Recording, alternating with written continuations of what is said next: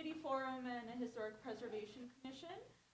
So we're gonna get started in just a couple of minutes, but before we do, I just want to let you know. So it's going to be divided into two portions. For the first portion, the community forum, you don't need to fill out a speaker card, which you might find on that table right there, but you will need to complete that for the Historic Preservation Commission hearing. I'll get a little bit more into that once I sit down and start my start the presentation.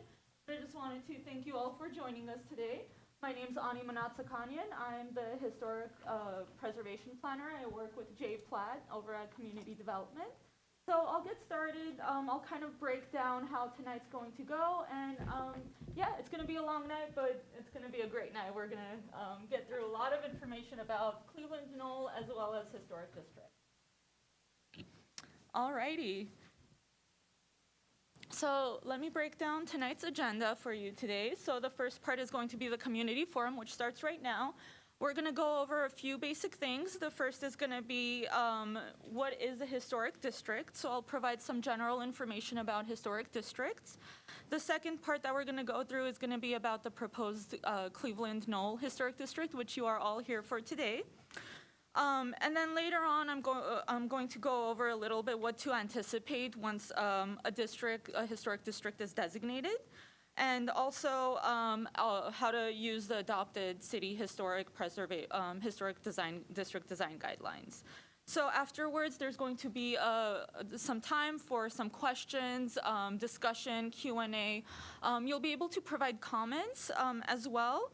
And you're also, we don't regulate your speech. If you'd like, you can express if you're in support or in opposition during the community forum as well. But just so you know, although the meeting is going to be recorded, your comments, whether you're in support or opposition during the community forum, will not go on record. So if you'd like it to go on record with the Historic Preservation Commission, please do that when the HPC meeting is happening. So that's going to be part 2.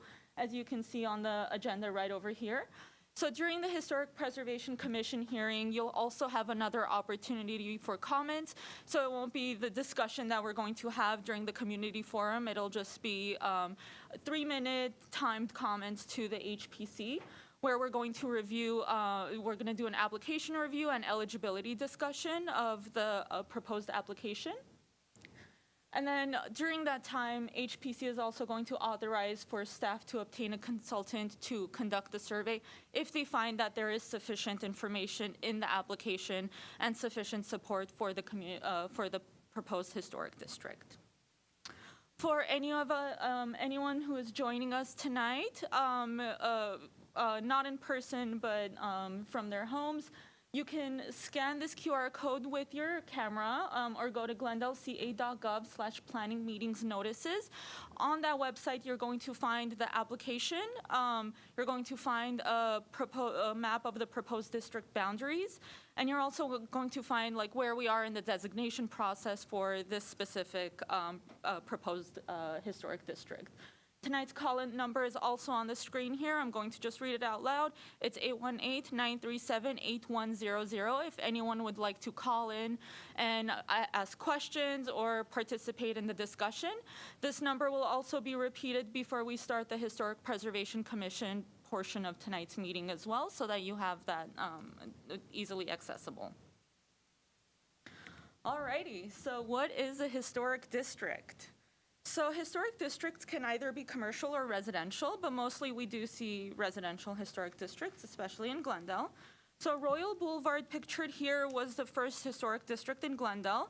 I love this historic photo compared to the current photo of the neighborhood. You can see that there's these palm trees that beautifully line the boulevard that have been retained. And it's also an example, beyond just the palm trees, it's an example of distinct community planning. And many of the homes are in the period of revival style, and the period of significance for this is 1927 to 1948. I'll get a little bit more into what a lot of these terms and definitions mean later on in the presentation. But as you can see from this, the overall view, including the palm trees and that community planning aspect of the neighborhood, was seen to be significant, and so that's why this was moved forward and ultimately designated as a historic district. We do have historic districts of all different sizes and shapes, so they don't all have to be grand. It can be something as small as even one street, such as Cottage Grove over here. It's just one street long, but if you were to walk down the street, you probably wouldn't feel like you're in any other Glendale neighborhood. If you were to close your eyes and open it, you would think that you're transported to this quaint English village. It's surrounded by gorgeous Tudor revival styles, and that was ultimately the intent of the developers. So there's a lot of different reasons why a historic district might be designated. And so in this case, it's not the work of a grand architect or a grand developer, and it's still found to be historic. Essentially, the questions that we're also asking is like, do these collections of homes tell a story about our city's past? So this is a map of the city of Glendale. We currently have 9 existing historic districts, and 3 are in different application processes of either being pending or proposed. So Cleveland Knoll number 12, as you can see, is located just below the South Cumberland Heights neighborhood. So what is a historic district? I'm not going to read through everything that's on the screen. You can kind of read through that yourself, but I'll kind of just go over it generally. It's places that are essentially identified worthy of protection for either historic or architectural importance. They convey a sense of time and space. It's these concentrations of building structures or sites that are united by historically or by its plan or physical development over time. So we're looking not just at the individual building and how much character it retains, but what story does it tell altogether for the neighborhood and for the history of that neighborhood. So it's not it's a zoning overlay, so it's not going to change your zoning. So if you're R1 zoning, the basic underlying zoning, the setbacks, all of that, excuse me, that will remain the same. So this is just a historic district overlay zone. And the historic district ordinance, oh my God, sorry about that. I don't know what happened. Excuse me. Okay, we're back on track. And the design guidelines for the districts were approved by City Council by the end of 2006.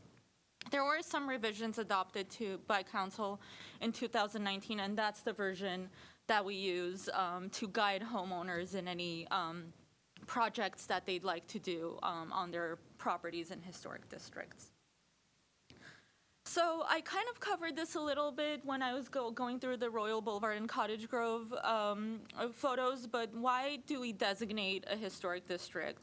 There's a lot of different reasons why people may want to designate a historic district. Each individual person has their own reasons and passions for doing so, but in addition to that, so I'm going to go over just some of those reasons. It ultimately helps protect the beauty of the city and improve the quality of life. Of course, when you purchase a home, you fall in love with the house that you've bought, but you don't just buy that home because you like that home. You buy it because you can kind of envision yourself growing up there. You can envision, raising your family there, and you want it to be a safe, welcoming, comforting neighborhood. So you don't just look at the house that you're looking at, you're also looking at the neighborhood, you're looking at the street. You're also probably looking like, are there street trees? Is it pretty? Can I walk my dog? Can I also, make friends with my neighbors? So there's a lot of different reasons why someone may choose a neighborhood. And so because you love that community that you're living in, it kind of helps manage changes. So it doesn't stop changes, but there's this level of protection that often people see against alterations, additions, that may potentially diminish the neighborhood's character. So there's this idea of ensuring like that orderly, harmonious, efficient growth. So we're not stopping development and growth, but helping ensure that a lot of what you fell in love with at your community is going to be retained, not just for the next 10 years, but also for the next century or however long you can anticipate this neighborhood being there, So historic districts aren't frozen in time, as I mentioned. You can still do additions, but in a way that manages that change. And it also fosters civic pride, as we have over here. And the way that it can potentially do that is that it brings together the community. The community starts researching things that they love about their neighborhood. And so it kind of, makes people proud of the neighborhood that they live in, and to share that with the rest of the community as well. People have seen, oftentimes, we don't have specific studies in the city of Glendale, but there are neighboring cities that have done research and have potentially found that it stabilizes and improves property values. So that is, that's not specific to Glendale, that's just general surrounding neighborhoods that have potentially found that to be the case. But that's not something that is 100% guaranteed. However, some people may find that from, just general studies just around the, not specific to Glendale, but around the state. So. There are a couple of common misconceptions. I do want to go over this before we move a little bit further in, because as we go further into this presentation, a lot of things will clarify these common misconceptions. So like I mentioned, a historic district doesn't freeze a neighborhood in time. We are understanding that buildings have changed over time. There have been changes made, and changes will be made too. Life changes, families grow, additions are going to be required to be made, but we help manage, or historic districts help manage the change, and historic preservation staff is there to support and guide property owners in historic districts in making sure that those are done in a way that won't diminish the character and overall streetscape of the neighborhood. Historic review only applies to parts of the property that are visible from the street. So if you want to do vinyl windows at the back of your house, by all means, go ahead. We don't regulate that. It's not visible from the street. However, in the front of the building, we do historic review to ensure that the overall character is maintained. We do not review any interior alterations. The regular permitting process for interior TI, tenant improvements will still apply, but we don't tell you that you have to keep your kitchen from 1926. If you want to go ahead and keep those cabinets, which are probably gorgeous handmade wooden cabinets, please go ahead. But if you want to tear them out and do a completely modernized kitchen, you're free to do so. We don't have historic review purview over that. So in a district, as I mentioned, changes are managed by the city so that it doesn't diminish that overall character of the neighborhood. So this is the second application that we have that's moving forward with the new streamlined process. So I have that streamlined process listed over here. The box that is in red is where we are at right now. It's the community forum and HPC meeting. So in September, council approved staff's request to authorize funding for the East-West Glendale and North Glendale survey and the historic context, and a part of that was also the Cleveland Knoll survey. So basically, if the Historic Preservation Commission tonight votes to move forward with the survey, the next step for staff will be to work with the consultant to prepare and complete a draft survey. So under the previous process, the commission would have needed to authorize district proponents to circulate a petition among property owners to determine if the owners of over 25% of the properties support conducting a survey. But with the new designation process, that petition is skipped unless the commission believes that there's lack of support or in the neighborhood. In that case, there's this optional petition, which you can see to the box on the right, where the HPC may request a first petition to be circulated. So the reason why that first step was eliminated, because historically there hasn't really ever been a historic district that had trouble meeting that initial support petition threshold. So if you actually look down the list, you'll notice that there is still going to be the second petition that is required, which will require 50% plus homeowners support for the designation of the district. And this isn't the only public hearing that will happen. Anything that you see in blue on this list will be where you can have public input, just like how you got the letter in the mail that did state that the information about tonight's meeting, as well as gave you website information. That's going to happen at every step of this process. So we're going to be very transparent. There's also going to be information that is updated on our website with every step of the way. And also, in the meantime, if you ever do have any questions for staff, Jay and I are always available to answer any questions that you may have. So let's get a little bit into the proposed Cleveland Knoll Historic District. So the boundary of the district is, as we see it on the screen, it's bounded by Glenwood Road to the south. The northern boundary excludes the properties along West Kenneth, as most of these are already included in the South Cumberland Heights Historic District. If designated, the boundaries proposed by the applicant will include 238 properties on the 1300th and 1400th blocks of Bruce Avenue, Cleveland Road, Idlewood, and Graynold Avenue, and it's also inclusive of the properties on Olmsted as well. So the proposed boundary also appears to be appropriate, as it's consistent with the purchase of 20 acres of citrus groves from Dr. Kate Black and the map of the Cleveland Knoll neighborhood that was advertised in a 1923 article. This map was part of that newspaper article that advertised the subdivision to attract buyers to the neighborhood. So in terms of naming historic districts, the proposed name is Cleveland Knoll, and it's keeping with the use of original names for subdivisions. Originally, newspaper and physical ads for neighborhoods were called the tract Cleveland Knoll District, and there's actually an association with the Development Syndicate and the subdivision because they were from Cleveland, Ohio. So in 1923, the Cleveland, Ohio-based syndicate comprised of, and I'm going to read their names, Antonio Farinacci, Joseph Fortunato, Michael Macario, and Secondo Teodo and Joseph Di Vittorio purchased 20 acres of citrus groves from Dr. Kate Black. Dr. Black had received her medical degree in Cleveland, Ohio, and she and her husband practiced medicine in Pasadena for 15 years before they relocated to Northwest Glendale.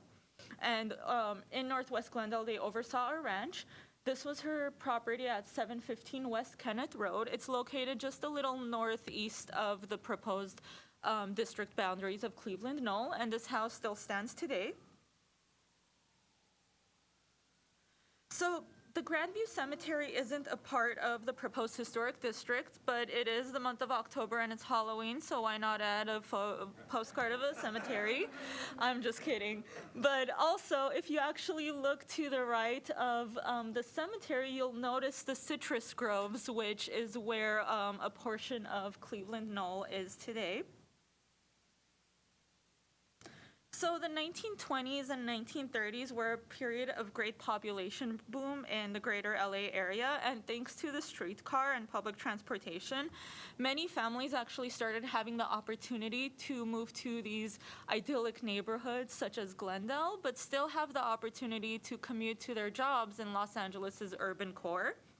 So 1923, especially as you can see on this advertisement right over here, was actually a pretty big year for subdevelopments in Glendale. So the groves that we just saw in the postcard for Grandview Cemetery were just one of the many that were quickly disappearing, so that the citrus groves can be subdivided and establish the beautiful neighborhoods in Glendale that we have today. And so what's interesting about Cleveland Knoll, it was actually developed with the average working class in mind. So a lot of the neighborhoods were actually developed if you're driving around Glendale, you'll notice a lot of grand two-story period revival homes, whereas the neighborhood in the Cleveland Knoll neighborhood is a little bit more modest, one-story, similar setbacks. And so that's kind of what they had in mind, and I'll go into that a little bit too in a little bit. But before I do, I'm a big fan of aerials, and I do find that they kind of help tell the story of the neighborhood. And so what we have over here is a 1928 aerial and a 1934 aerial. So if you notice just how we saw in the postcards, we do have those citrus groves at that northwest corner of the proposed district boundary that we have. And you'll notice that Bruce Avenue isn't fully cleared out yet either. It's still covered by citrus groves, still in the 1928 aerial. So the lots in the development were actually sold on an initial payment of 25%, and the remainder was to be paid in full in 3 years in 3 equal payments. Lots were priced at $2,000 to $4,000, and the construction was actually capped at $5,000, which was very interesting and unique at the time. And also, as a part of that fee that people were paying, Mr. Farinacci was actually offering a free design and plan consultation service to anyone who so wished to use his services. So they really had the working class family in mind.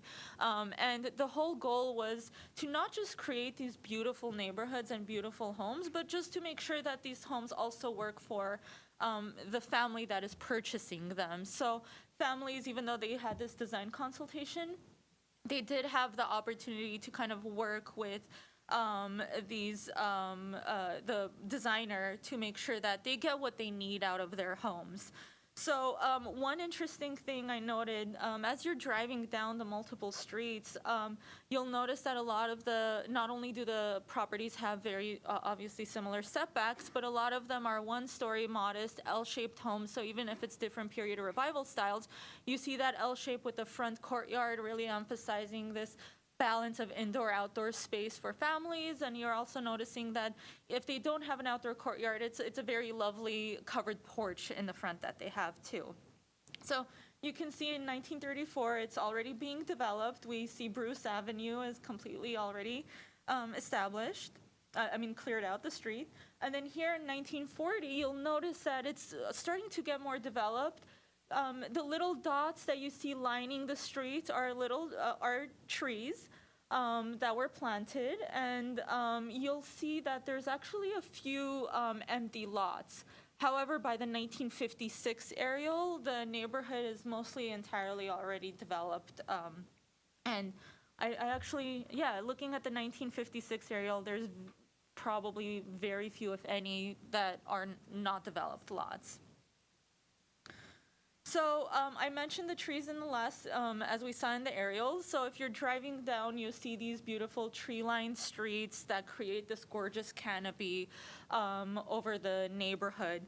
So the developers were looking at this at that time, not just as providing single-family homes for the average working-class family, but they were also looking at the overall streetscape and providing something that is walkable for the community, something that is going to be a lovely place for people to live. And street trees are a big part of community planning.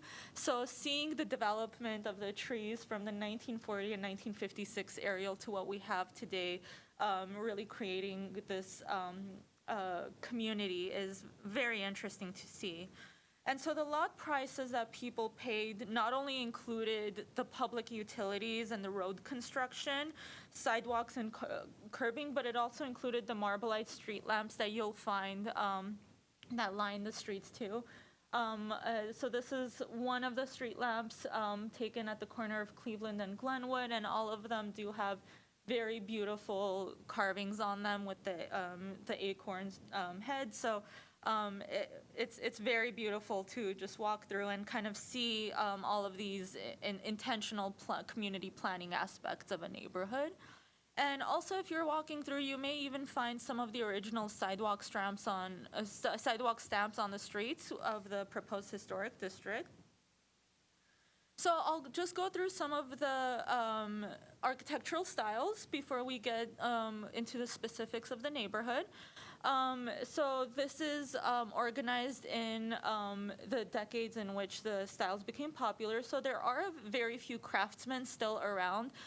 So we do have a couple of two-story craftsmen and a few single-story craftsman bungalows in the neighborhood. We also do have American colonial revivals. In the period revival styles, there's also a colonial revival Cape Cod sub-style as well. There's also Tudor revival styles in the neighborhood. And also, as I mentioned, the L-shaped plans with the courtyard or like the front yard setbacks, you'll start noticing in these period revival styles what I mean by that, as these all have that L-shaped plan. So we have French revival, Spanish colonial revival, Monterey revival, minimal traditional as well. We also have a ranch style, and of course, an honorary mention for some great Halloween decorations that were spotted in the neighborhood. There are also two properties that are individually listed on the Glendale Register. We have the Taylor House, which was constructed in 1873. It's the second oldest wood frame construction in the city of Glendale. There's also the Cole Carruthers House at 1235 Glenwood Road. It's at the corner of Glenwood and Grandview. It's on the Glendale Register, and it was constructed in 1910. And so for the proposed Cleveland Knoll Historic District, the application proposes the dates of 1923 through the 1940s, 1923 being the date that the neighborhood was subdivided. The consultant will research and finalize the period of significance dates. So the period of significance expresses the time period where most of the original construction took place. So imagine if you're looking at a specific neighborhood. I kind of mentioned this a little bit earlier too, but do you feel like you're transported back to the time where that neighborhood was constructed and built out? That's kind of how you can imagine the period of significance being. The consultant will research and finalize the final number of contributors as well. 60% of the district is required to be contributors in order for it to qualify as a historic district. And in terms of designation criteria, there are designation criteria that needs to be met. It needs to meet at least one criteria, but in this case, staff's review suggested that it most likely meets three of the 9 criteria that we have. So basically, with tonight's Historic Preservation Commission hearing, it's going to be a review of the nomination and the designation thresholds and the criteria, so we'll get a little bit more into that later today. We're going to have a vote by the HPC whether to move the designation process forward, and also to vote to authorize staff to proceed with the consultant contract. So in the case that the HPC does vote to move forward, the proposed district will officially become a pending historic district.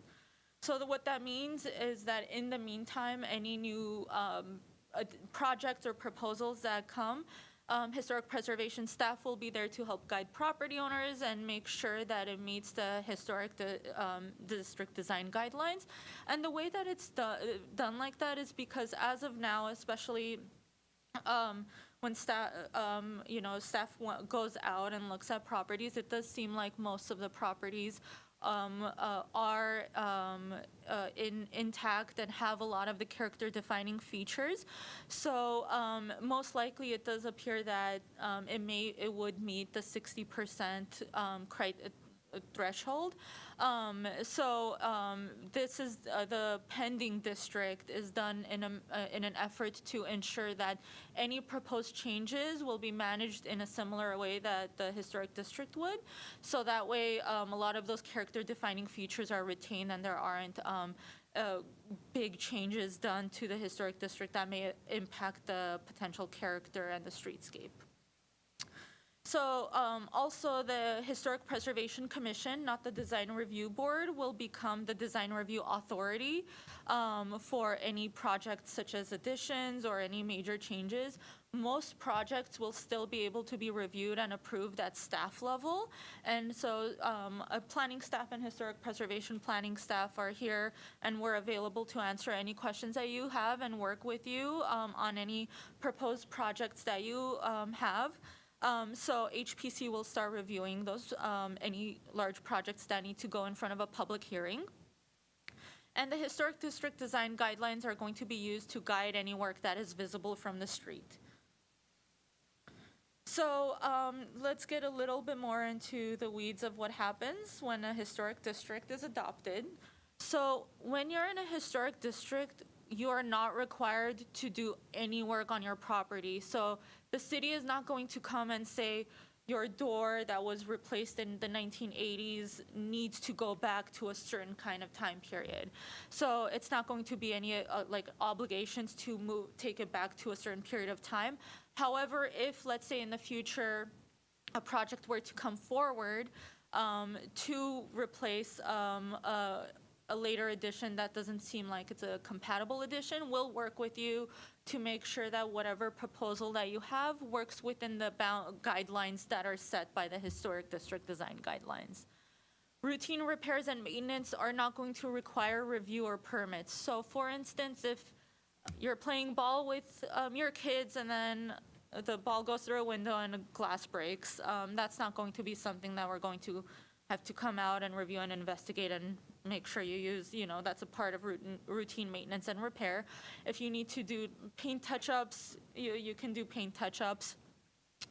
Historic district design review, like I mentioned earlier, is not going to be required for interior work. You will still need to go through the proper permitting process with building and safety for any interior work that you're proposing, but we don't regulate interiors in historic districts. In terms of fees, fee structure is going to be the same for both planning and building and safety permits. It's not going to be any different in a historic district as it is outside, and that was done intentionally years ago when the historic district ordinance was adopted, so that it's not an additional burden on property owners within historic districts. And the underlying zoning is going to be remain the same. So setbacks, density, height limits, parking, all of that will still remain. So when you do decide that you want to do any work, the permit process is going to be similar for any other property that you would find in the city. There are going to be some minor changes to the process, which is that certain exterior changes that may not require a building permit will still require review by historic preservation planning staff. And those are those things that are subject to review are character-defining features of the home. So, for instance, front doors are character-defining features of the home. So even though you don't need to pull a permit for any replacement for your front door, you would want to consult staff just to make sure you're in the right direction. And we can also help provide direction and guidance based on the historic district guidance. We don't regulate color except for half timbering on Tudor Revival style homes. So if you want to paint your house pink, purple, yellow, go ahead. We don't judge, but your neighbors may judge. So that's not up to us. And the reason with half timbering, because it's one of those character defining features of the home that really provides some sort of interesting architectural elements to the house. That's why those are all we take a look at that to make sure that it's not completely covered and it still retains the half timbering aspects. We don't regulate landscaping either unless survey says it's historically significant.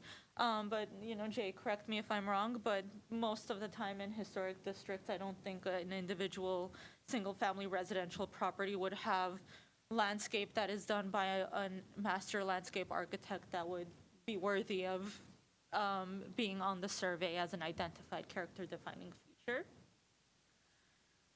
There are different rules for contributors and non-contributors, and on the next slide, I'll talk a little bit about what each of those mean. So when a survey is prepared, a part of that survey, the designation process is dividing properties into two groups, which are contributors and non-contributors. So a contributor means that it's built within that period of significance. So in this case, 1923 to 1940s, which will be finalized by the survey consultant if voted to move forward today. The second part of it is that it retains enough historic features, character defining features, to contribute to the overall district and still show that it is a property that was built during the time that it was. So a non-contributor, on the other hand, is a property that was either built before or after the period of significance. So for instance, the two properties on the Glendale Register, they're on the Glendale Register, they're pretty incredible properties, but they're not built within the period of significance proposed. So if that period of significance was finalized and approved, those two houses would not be contributors to the property, but that does not mean that they're any less significant to the history of Glendale. Another aspect of it is alterations and or additions that have removed any historic features of the property. So for instance, if a house was built in 1926, but it's been altered to the point where it's no longer recognizable as part of that time period, when you look at that house, you can't really tell if it's a Tudor revival or Spanish colonial revival. Then it's lost its historic character, so it's no longer contributing to the overall character of the proposed district. However, as I mentioned with the two other properties that are on the Glendale Register, just because a property is found to be a non-contributor, it can still be individually eligible for the Glendale Register if it's individually significant, similar to the two properties that are currently on the register. So I just want to go through a couple of common questions that we get, and then I'm sure we're going to get a little bit more deep into discussion once the presentation is over. But one of the questions that we often get is, I want to replace my windows, and can I replace my windows? And the answer is yes, you can, but staff will work with you to ensure that any of the replacement done is done in a way that maintains that character of the house.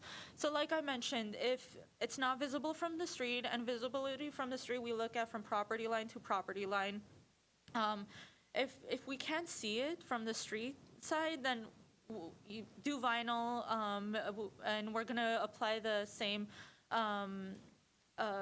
window guidelines as outside of the district. But if it's anything that is visible from the street, there are specific guidelines in the Historic District Design Guidelines, which we've pulled a few of those pages out here for you, so that way the overall character is retained.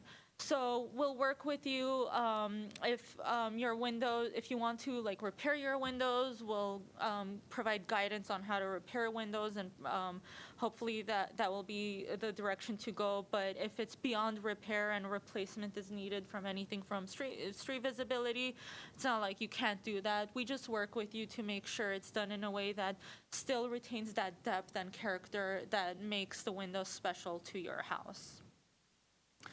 And then another question that we often get is, can I add to my house? Of course, standards of living change, requirements for families change, families grow. So it's natural that as a family grows, a property may need to grow as well. And the answer is yes, you can add to your property. So these two projects over here have had additions done, but the additions are done in a way that meets the Secretary of the Interior standards, and they're done in a way that doesn't pull from the character of the house. So you can still look at the house and say, this is a Spanish colonial revival house, or this is a craftsman house, but it's allowed for that change and that growth and development to fit the family's needs. New construction in a historic district is possible as well, and there is guidance in the Historic District Design Guidelines that provides information. There's certain things that are taken a look at within a historic district for new construction, which is ultimately, looking at the massing, the setbacks. Does it have a relationship to the street? Does it have a relationship to the neighborhood? So we're kind of looking at the rhythm, so it's not something that is completely out of place. So changes are inevitable, changes are expected. Within historic districts, historic preservation planning staff is here to help ensure that any of those proposed changes are done in a way that doesn't take away from the overall character of the neighborhood. So with that, that concludes the community forum presentation portion, where we'll be taking questions and comments. We do have a microphone right in the middle of the room, so if anyone would like to come up, ask questions of staff, we're here to answer them for you. There's no time limit at this point of how long that you need you would like to speak. Yeah. So if you have any questions at all, please come up. And I also want to say thank you for listening. It should be. Ma'am, please hold on 1 second. We're getting a call from GTV. They just hung up. We have to turn that microphone on. Before we do that, I just want to say 2 quick things. One is we have our 4 historic preservation commissioners in the room. They're not sitting up there because this is a community forum, so we don't want to have the formal relationship with you there and the commissioners there. We're going to do that in the second half of the meeting, but they're here to listen. So this is your opportunity to share your thoughts. One thing that I want to suggest, we can't tell you what to say, but we're really here in this community forum to answer questions. So question and answer. You can certainly express your thoughts about, do you support the district, do you oppose the district, but you're also going to have the opportunity to do that with the commission when they're sitting up there, when they're making their decisions. So keep that in mind. You're going to have 2 opportunities to talk tonight, or even more if you think of something later and you want to come up again. So before you start, let me just make sure the microphone's on. And yeah. Hello? The mic itself. Okay, thanks. Okay, thanks. My little button wasn't doing anything here, so.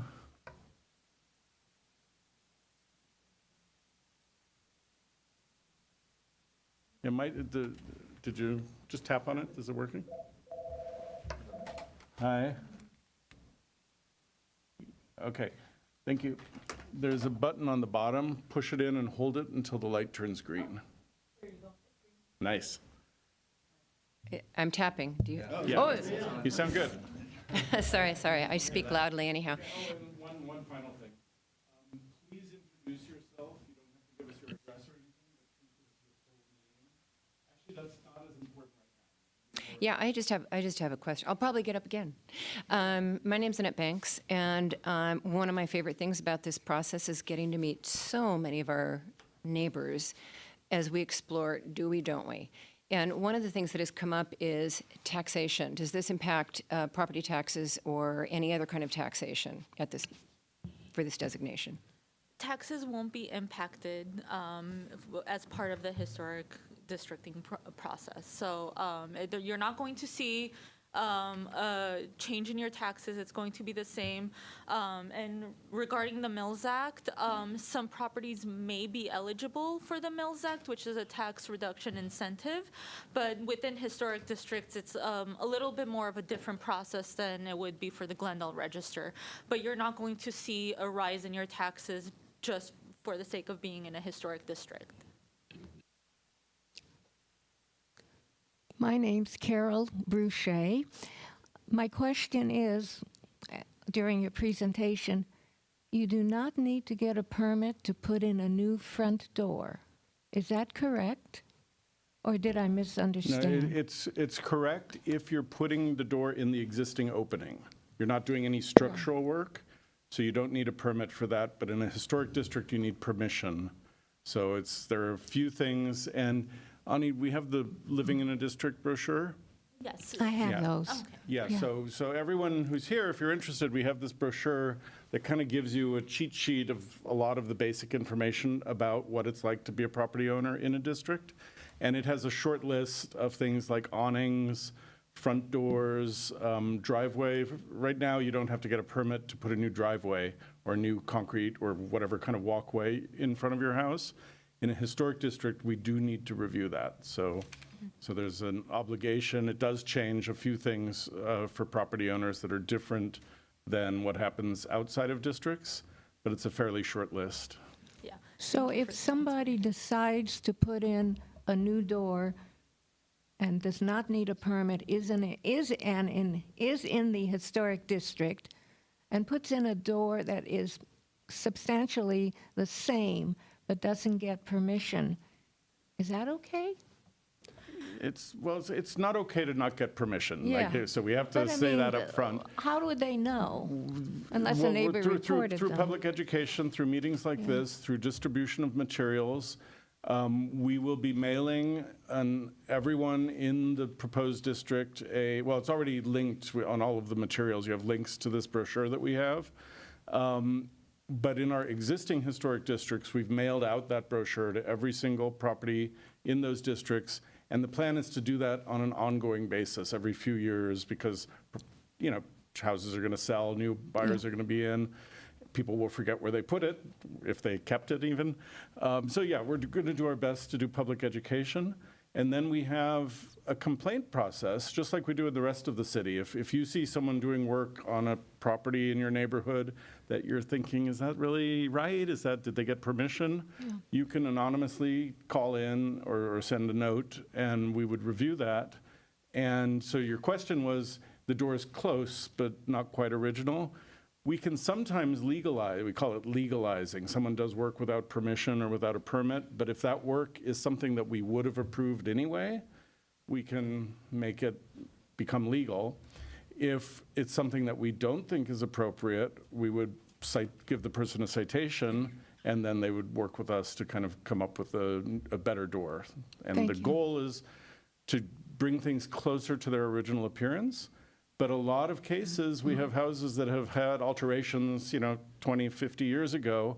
We don't know what the original door looked like. So in that case, we're just kind of looking for something that's appropriate to the basic style of the house that kind of fits in with the other features of the neighborhood that are similar.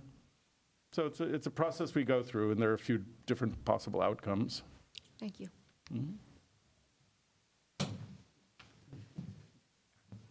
Just a quick question. I'm Jack Chicka. Ani, thank you so much for the presentation. And our neighborhood team worked for over 6 months to do that research and pull that together. And I thought it was a great presentation, Jay, too. A quick question. I didn't hear mention about ADUs. There's no impact on ADUs if you're within the historic district, my understanding. No, so ADUs are mandated by state law. So within historic districts, you are still permitted to construct ADUs. I'll probably be up later during the hearing. Thank you. And just to tack on to that, the state is changing the ADU laws every year. We're getting new, less restrictive kind of laws. So the city's losing some of its ability to guide the design of ADUs. We still have the ability in districts as of now, and that's the way our ordinance is written, but I can't guarantee that, next year or the year after that, it's not going to change, so. I'm Alan Durham. I just wanted to add to Jack Chica's comment. Not only can you still construct an ADU, a new ADU, but you can still do a garage conversion into an ADU? Correct. You can do a garage conversion to an ADU, and with garage conversions, we also look at so it still retains the overall appearance of a garage.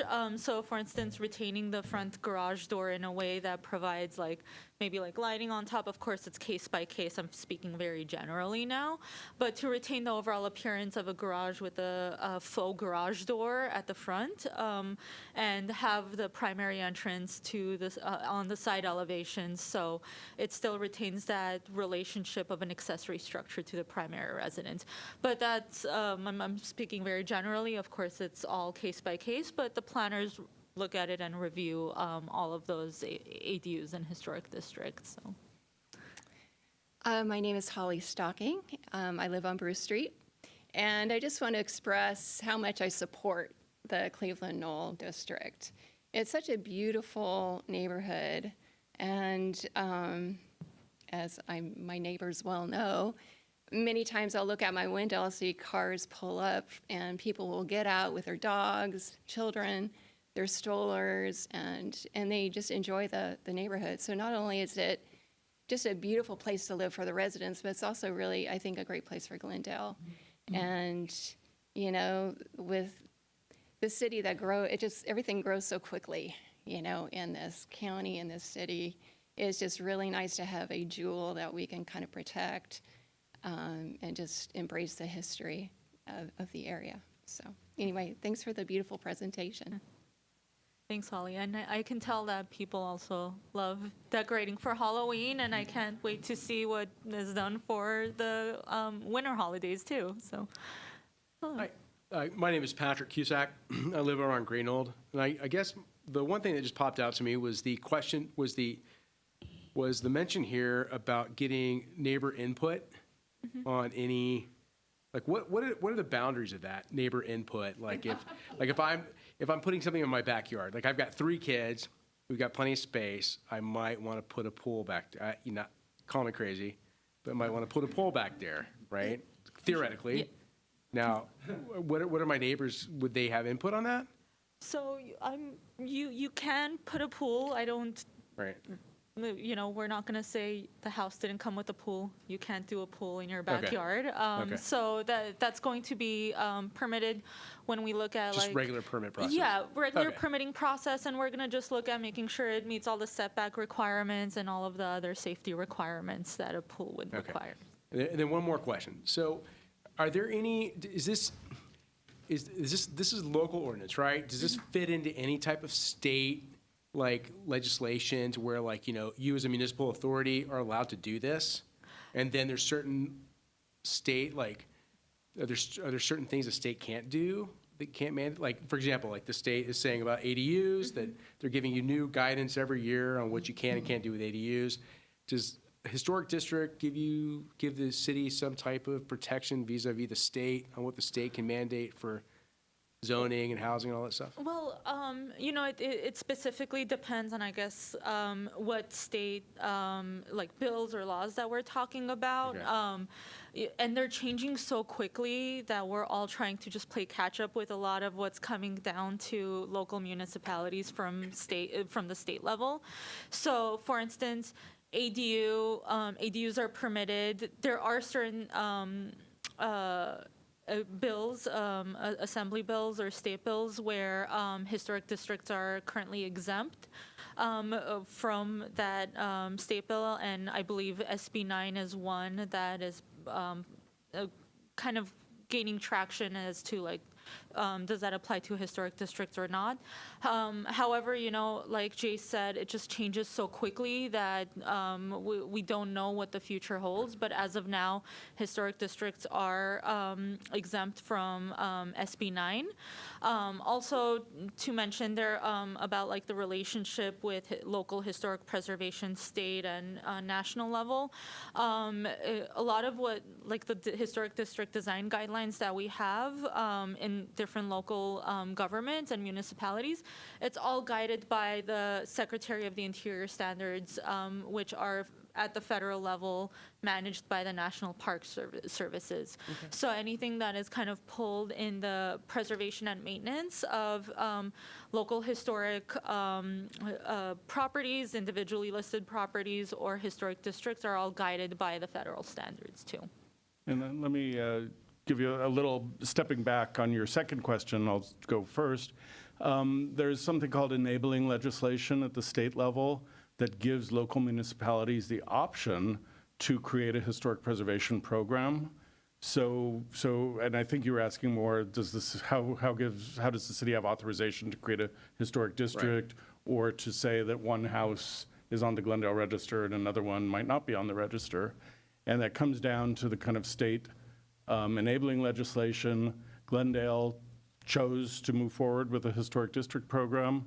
We're one of the earlier cities in the state to be a certified local government, which means the state vetted that we have the appropriate mechanisms through an ordinance, through having a historic preservation commission. So we actually have the capability to give people due process under the Constitution in terms of making decisions. So that's kind of the state governmental structural level. At the federal level, historic preservation was the subject of a Supreme Court case in 1978, and the Supreme Court weighed that historic preservation is a valid use of the city's municipal powers when the city wants to do that. So there are plenty of cities in the LA area, everywhere around the country, that don't care about preservation and just say we don't protect these places, and people live with that. Obviously, Glendale's gone a different direction. For your first question, where you were thinking about, do your neighbors have a say in anything? Ani said earlier that most permits that we issue are issued at staff level. We call it an over-the-counter permit. Pools are almost always, I can't think of one that wouldn't be. Those are almost always staff level. The things that aren't staff level in a historic district are the things that are bigger changes, and additions over a certain size, additions at the front of the property that we're going to see from the street. And those do have a more public level of review rather than just being between us and the applicant at the counter. We may have to distribute notices through an administrative design review process where your neighbors within a 500-foot radius get a notice saying that you're planning to put this addition on the top of your house or something. And the neighbors are allowed to weigh in, but they're just kind of like what you're going to be doing later tonight with the commission. It's just you're expressing your opinion for the decision makers to take into consideration. So it's not like the neighbors have control over what happens, but they do have the ability to influence and inform the decision makers as they're considering a case. And that's also true, so there's this administrative process, and then the highest level of review is when you actually have to come to the Historic Preservation Commission for the design review for whatever you're proposing. So that would be building a new house. For example, a non-contributor, you're allowed to tear down a non-contributor because it's not part of the historic nature of the neighborhood. And if you're tearing that down, you're going to be building a new house. A new house will always go to the Historic Preservation Commission. Just like in the rest of the city, it always goes to the Design Review Board, so. Okay, great. So the structure of review, we try to keep very parallel between the rest of the city and the historic neighborhoods in terms of the structure, permit costs, review costs, all of that. All right, thank you. Thanks. Sierra Shrusian, former commissioner. Hello. With the ADUs, as you all know, a lot of the garages are built right on the property line. And if I were to add a second level to it, would I need to comply with the setback on both sides? Essentially, a 20 by 20 garage will end up being 10 by 10 or 12 by 12. You want? Oh, I think that's a building, seems like it's a building question. No, I've got any new portion, even if it's not a second story, if your garage is on the property line and you're adding, say you're adding just a one-story addition to that for the ADU, the one-story portion needs to be 4 feet setback from But the second- all interior property lines, rear or side property lines. If you're going on the second floor, the same thing. The issue with second floor garages is a lot of garages are not built quite as sturdily as your house is, so it's not always going to be easy to put a second story on the existing garage, especially if you are having to do the structure of having an offset of 4 feet from the property line. So that's, so each of these things is going to be case by case, but the basic answer to your question is no, you can't just build straight up at the property line. Okay, thank you.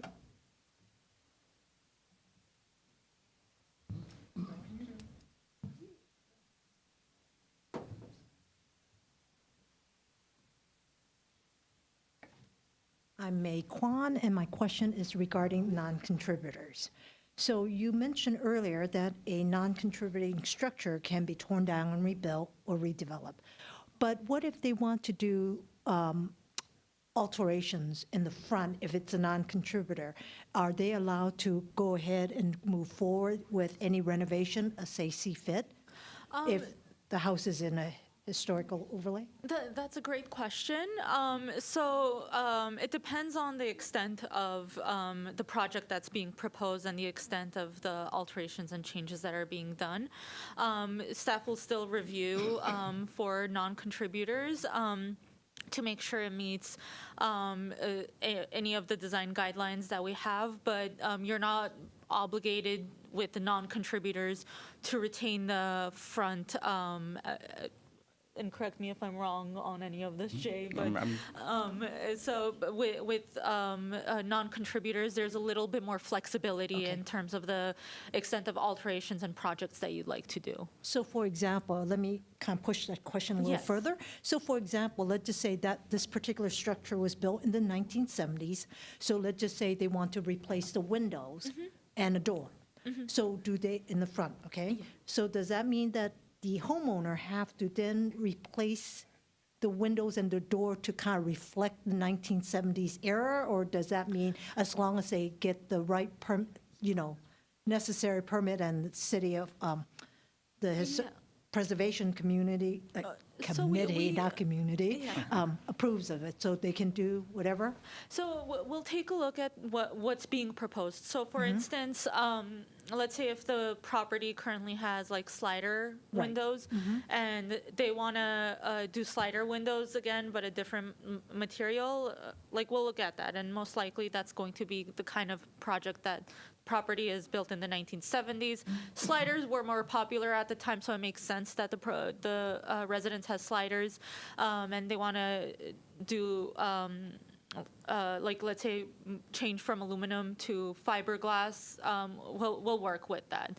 But let's just say in the case that it's like a complete like facade renovation that includes like windows, doors, and then if they want to do like let's say go from they have like groupings or like 3 sliders, and they're like, well, we don't want to have 3 sliders. We want to look at doing something that is just like 2, like instead of 3 sliders, do 2 or something like that. We're going to take a look at the overall like compatibility and what is being proposed, but it's not something that's going to be completely like an absolute no. Like you have to retain that original type of window, and I don't know if that is that generally going Yeah, in the right direction. I'll jump. In the historic district guidelines, we have a section for non-contributors. It's much shorter than the other parts because we don't have as much to say. So we're not looking at the historic character. We're not saying you have to put in a 70s-looking window. We would allow someone to do a kind of a stylistic remodel, but what we're looking for by applying those guidelines is the types of windows, the patterns and shapes of windows are going to look like residential windows, not like a big wall of glass, more commercial-looking window. We're going to look at the material palette and make sure the materials kind of fit in with the neighborhood. But that said, there's a ton of design options for non-contributors and contributors, because we're trying to keep the look of what we have of this 1920 whatever house. There's a little less flexibility. So that's just an honest, thing that you have to know you're getting into that. People who support districts think that's okay. People who don't like districts think that's a problem. And that's where the Historic Preservation Commission and then ultimately the City Council, nothing's going to happen in terms of a district until City Council hears this at the end of the day. And like Ani said before, when she showed you the chart, you're going to have multiple opportunities to kind of learn more and then share your views, which may change over time. Supporters may become opponents, opponents may become supporters, you never know. And then one thing I just want to say about non-contributors, a lot of non-contributors, for example, you have a Spanish house. Years ago, someone took the tile off the roof and put asphalt shingles. They put a kind of a very rough kind of stucco texture on the house. Those are the kinds of things that make a Spanish become a non-contributor. Someone could theoretically say, I love the bones of my house, but I want to bring it back to what it looked like.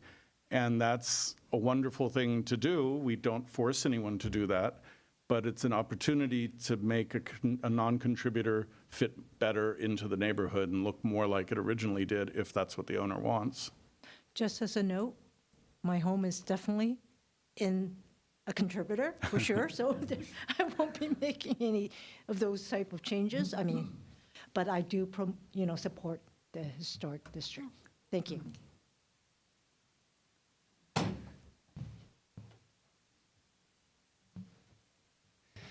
Hi, I'm Chris Crognati. I'm actually chair of the commission, but I'm speaking as just a citizen at the moment.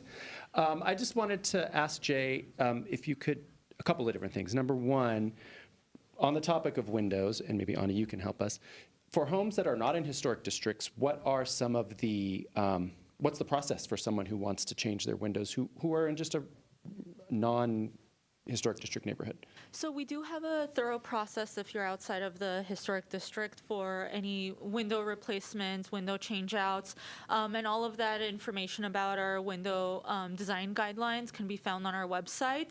So if you're coming in with a proposal to replace windows, we ask for all of the information about what your current windows are. We ask for like a photo map that includes all of the windows that you're proposing to be changed. So for instance, let's say if you're in a 1940s house and it's not in a historic district, 1940s homes typically would not have slider windows. They would have double hung windows. So if someone were to come in and say, well, I want to do a slider window, most likely that's not going to be something that would work because slider windows are not appropriate for that type of house anyway, even outside of a district, because they were introduced later on in like late 1950s, 1960s. So we would work with the applicant in making sure that that works. So let's say if someone came in outside of a district and wanted to do vinyl windows, that's fine. Like it's of course okay outside of a district, but we do look at certain things even at a vinyl window too. So for instance, in the city of Glendale, we don't approve any grids on the interior of windows. So if let's say for instance, the windows have grids on the exterior, it should be exterior grids, even outside of a historic district, even if it's vinyl.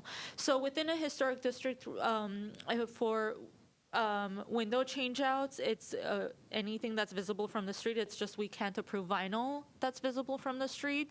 We can approve other energy efficient materials that kind of still have that look and overall appearance of the original style. So, and oftentimes windows are considered the eyes into the house. It's the soul, you know. So even outside of a historic district, there is a window replacement process.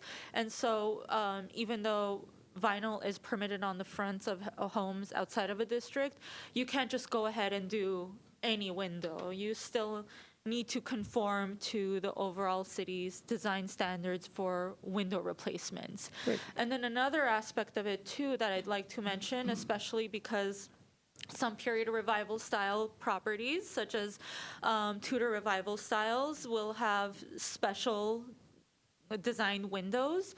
And when we're talking about special design windows, we're talking about like original leaded glass windows, diamond panes, or anything that is like stained glass. If you are outside of a historic district and you had any special type of window like that, it's not like you can go ahead and just replace a special window if it's like a outside of a district or found to be not on the register. So even then, there's still a review process. So within the historic district, that same review process exists. It's just we don't permit vinyl on the fronts of, on the visible as parts of the house. So it seems like a lot of property owners who are fans of vinyl may potentially find that as problematic, but there are other options for energy efficient windows within historic districts that we can review and assess and potentially approve too. So. Yeah, so that if a house in a district has wood windows, they don't necessarily have to be wood. There's alternatives to wood. There's Right. fiberglass. There's other things that can be used. The biggest concern, the biggest interest the city has, it sounds like, is ensuring that the window looks and preferably functions the same way that the new window does as the original window. If they're windows that open in, let's say they're French windows that open in, the city would allow potentially the replacement of that window with maybe a crank window that opens out, so long as the window itself still has the grid pattern and that was originally there, and it doesn't necessarily have to be wood, right? Correct. And Okay. so if you go home tonight, take a look at your window, because we all look so deeply at our windows, right, when we're at home and bored. But if you're looking at your window, you're going to notice there's so much detail to original wood windows that oftentimes you don't find on newer windows. There's a lot of detail. There's the OG lugs on the side, and there's so when you're looking at a window from the exterior, there's a lot of depth and dimension that is created because a lot of these windows were specially made for these homes. You don't get that on a lot of new construction or new windows. So when we're looking at window replacements, we're looking to make sure a lot of that depth and that dimension of the original window and some of those details are still retained and maintained so that it doesn't feel like it's a completely like new modern window that's just been pulled out and kind of pasted onto the property. We still wanted to have that original soul of the house that it was constructed with. So it's not like it has to be wood. You can achieve that with energy efficient materials too. Okay, great. Thank you. I just want to throw out, you'll hear many cities across the country have historic districts and do historic review. Our review of windows, we're on the very lenient side in Glendale. And you'll still hear people complaining that in Glendale, they won't let me change my window. I have to put a wood window in. That's not true. We allow people in historic districts to put fiberglass windows in, which are, you know, they're sturdier and a little bit better looking than vinyl windows. They don't have the shiny plastic look, which is one of the big differences. But just so you know, we made that decision years ago because we recognize it's a balance we're trying to strike. Traditional preservationists would say, keep that wood window alive as long as you can, even if it just has a single pane of glass. We recognize that many property owners love their single pane of glass windows, and we encourage you to keep those until they fall apart and you have to replace them. But many people are also concerned about energy and about climate change and about bills for cooling and heating.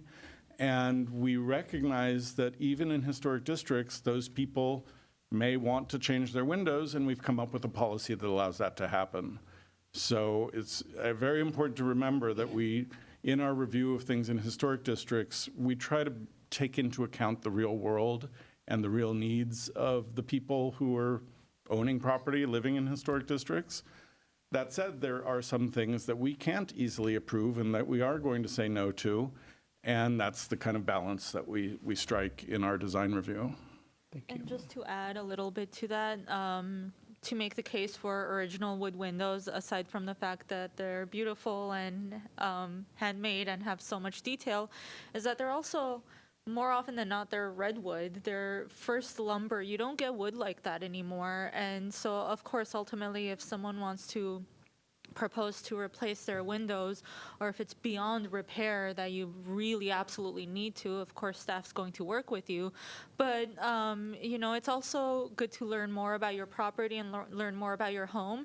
So if a historic window can be replaced, it's good to look into those as options because you don't get that wood anymore. You don't get that kind of thickness. And so if you actually search online, and the National Park Services just came out with a great brief that has a really good photo of like new lumber and old wood. If you see the difference in the rings between those of like farmed lumber compared to the original redwood growth, it's completely mind-blowing on how different it is. So that's why these windows have also, not just the windows, but also siding, and all of these details have lasted so long. I mean, it's a century old, and we still have them, which is, I think, pretty incredible and special. Yeah. It's not to say everyone has to like restore their windows, but you know, a little bit of a conservative side comes out when it comes to original windows for me. So you'll make your decision. You call me or you call Ani, depending on what answer you want. So. To that point, as a real estate broker, I can tell you I've reviewed a lot of termite reports in my day. And it's not the 1920s portions and 30s portions of these houses that have the termites. It's the 1980s editions and the 1990s editions where all the termites are. If you ever do a remodel, fumigate your house after you're done. The wood comes from the place with termites. It comes from the living room with termites. But the second question I wanted to ask Jay, speaking to the gentleman a couple of moments ago who was asking about neighbor input, I just want to make sure that everyone understood exactly what you meant. So with regard to the public noticing and for large projects, large additions, public noticing, neighbor input and all of that, that also holds true for properties that are outside a historic district, right? That's all part of, that's just a city ordinance statewide, or citywide. Yeah, with regard to that. We just changed the thresholds where we have to go to the public noticing level for properties outside of districts. We haven't changed those for districts. That's one area that's a little different right now. So if you're putting an addition of over 200 square feet on the front of a historic district property, or over 700 square feet on the back of a historic district property, that needs to be bumped up to the higher level of review, which could be the administrative level where you don't come here and have an official hearing, but we still send out a notice to the neighbors. We still receive feedback from the neighbors, which can guide us in whether we approve the project or put some conditions on the project as part of an approval, or if we say we can't approve the project, perhaps. So Yeah, I think cover I just that? wanted to make sure everyone understood that process still, it does exist in the yeah, we have undistricted certain, neighborhoods of the city. if you live in a district and you want to put a second story on a one-story house, you will have to go to the Historic Preservation Commission. And if you weren't in a district, you'd go to DRB. You usually go to DRB, but we have some provisions depending on case-by-case situation where you might be able to do the administrative process. Okay. And then I did want to talk about SB 9. I know some people may know what SB 9 is. I'm getting a lot of nods where you can, well, sir, I'll explain. So the state, a couple of years ago, 3 or 4 years ago, passed a new statute that forces municipalities to allow single-family zoned properties, and Jay, I'm going to let you correct me if I get any of this wrong, of 7,000 square feet or more, 7,000 or 5,000? I think 5,000 square feet or more to be subdivided, and then each of those individual parcels can be made into a duplex. Presently, the way that ordinance, that statute was written, historic districts are exempt from that mandate. And there are people that oppose historic districts for that reason, that we should be able to subdivide our lots if we want to. I'm just here to say I think that particular argument is a bit of a red herring. The ordinance has been around for several years now. Based on the research I did with staff earlier, we've only had 2 requests for lot subdivisions under SB 9 in that time in the entire city. Not quite. 3. We've had 3. Sorry, and was then an empty lot. one thing I found out after we communicated, we are looking at 2 applications right now. So Okay. 5 total Okay. expressions of interest. Right, so when I said 2, I'm sorry, 2 were of properties that presently have homes on them. The third one is an empty lot, and then apparently there's 2 others that are being looked at. When the state, based on the bit of research that I've done on it, I don't think their intention was, when they made that ordinance, was really directed at neighborhoods like Cleveland Knolls or even Verdugo Woodlands. It takes a pretty generously sized lot, even though the ordinance is written at 5,000 square feet, in my humble opinion. It takes a pretty sizable lot for something like that to work. If you have 60 feet of frontage and you're going to split that in half, how are you going to provide access to these houses with driveways and all the stuff that most people expect to have? So I think that if there's anybody here that's concerned about the fact that SB 9 is unenforceable in historic districts, I would say don't be too concerned about that. I don't think that there's really that much demand for it in our neighborhoods in general. Okay, thank you. Jennifer Pearson. So I actually had to replace windows because, yes, old wood does get termites. And I actually went through the trouble, even without a historic ordinance, to find someone who could rebuild a double frame, double hung, all that. My advice, check for good wood and good glassware, because I have had such a saga with this. I've also in the time had to replace the roof, the color of the house, the front yard, which I will get later. The question I have basically, There's two questions, other than that my house is by now more the ship of Theseus than the original. That's a wonderfully arcane reference. Which is also, by the way, what we're dealing with. We're in California, and it's wood. Ultimately, we will have to replace it bit by bit. And from what I'm hearing, you're more concerned with the appearance than the original if it's not preservable. So that's okay. But, and this is where we are getting, I have two questions to this effect. I have worked with this, with the state of California for the water rebate program. So my yacht is what you would call a nice wild preserve. Will that still be okay, or do we have to go back to nice manicured green lawns? Oh no, that would still be okay. So if you have that like natural like I like to think of it also like a cottage look is what I'm imagining. Yeah, that's fine. We don't regulate landscape. So that's good to know, because I mean, after all, this is also a water drought state. Correct. Yeah. The second question I have is nothing that I'm aiming for in the long run, because I love my house. Like I said, I've went through the trouble of preserving it to the point where you guys didn't even notice. So, but I also know that it came with a lot of things that I couldn't deal with because it's expensive. So I replaced clay pipes bit by bit, but it's still old. When I moved in, there was no grounded electricity. There were still cloth wires. Wow. We're talking old.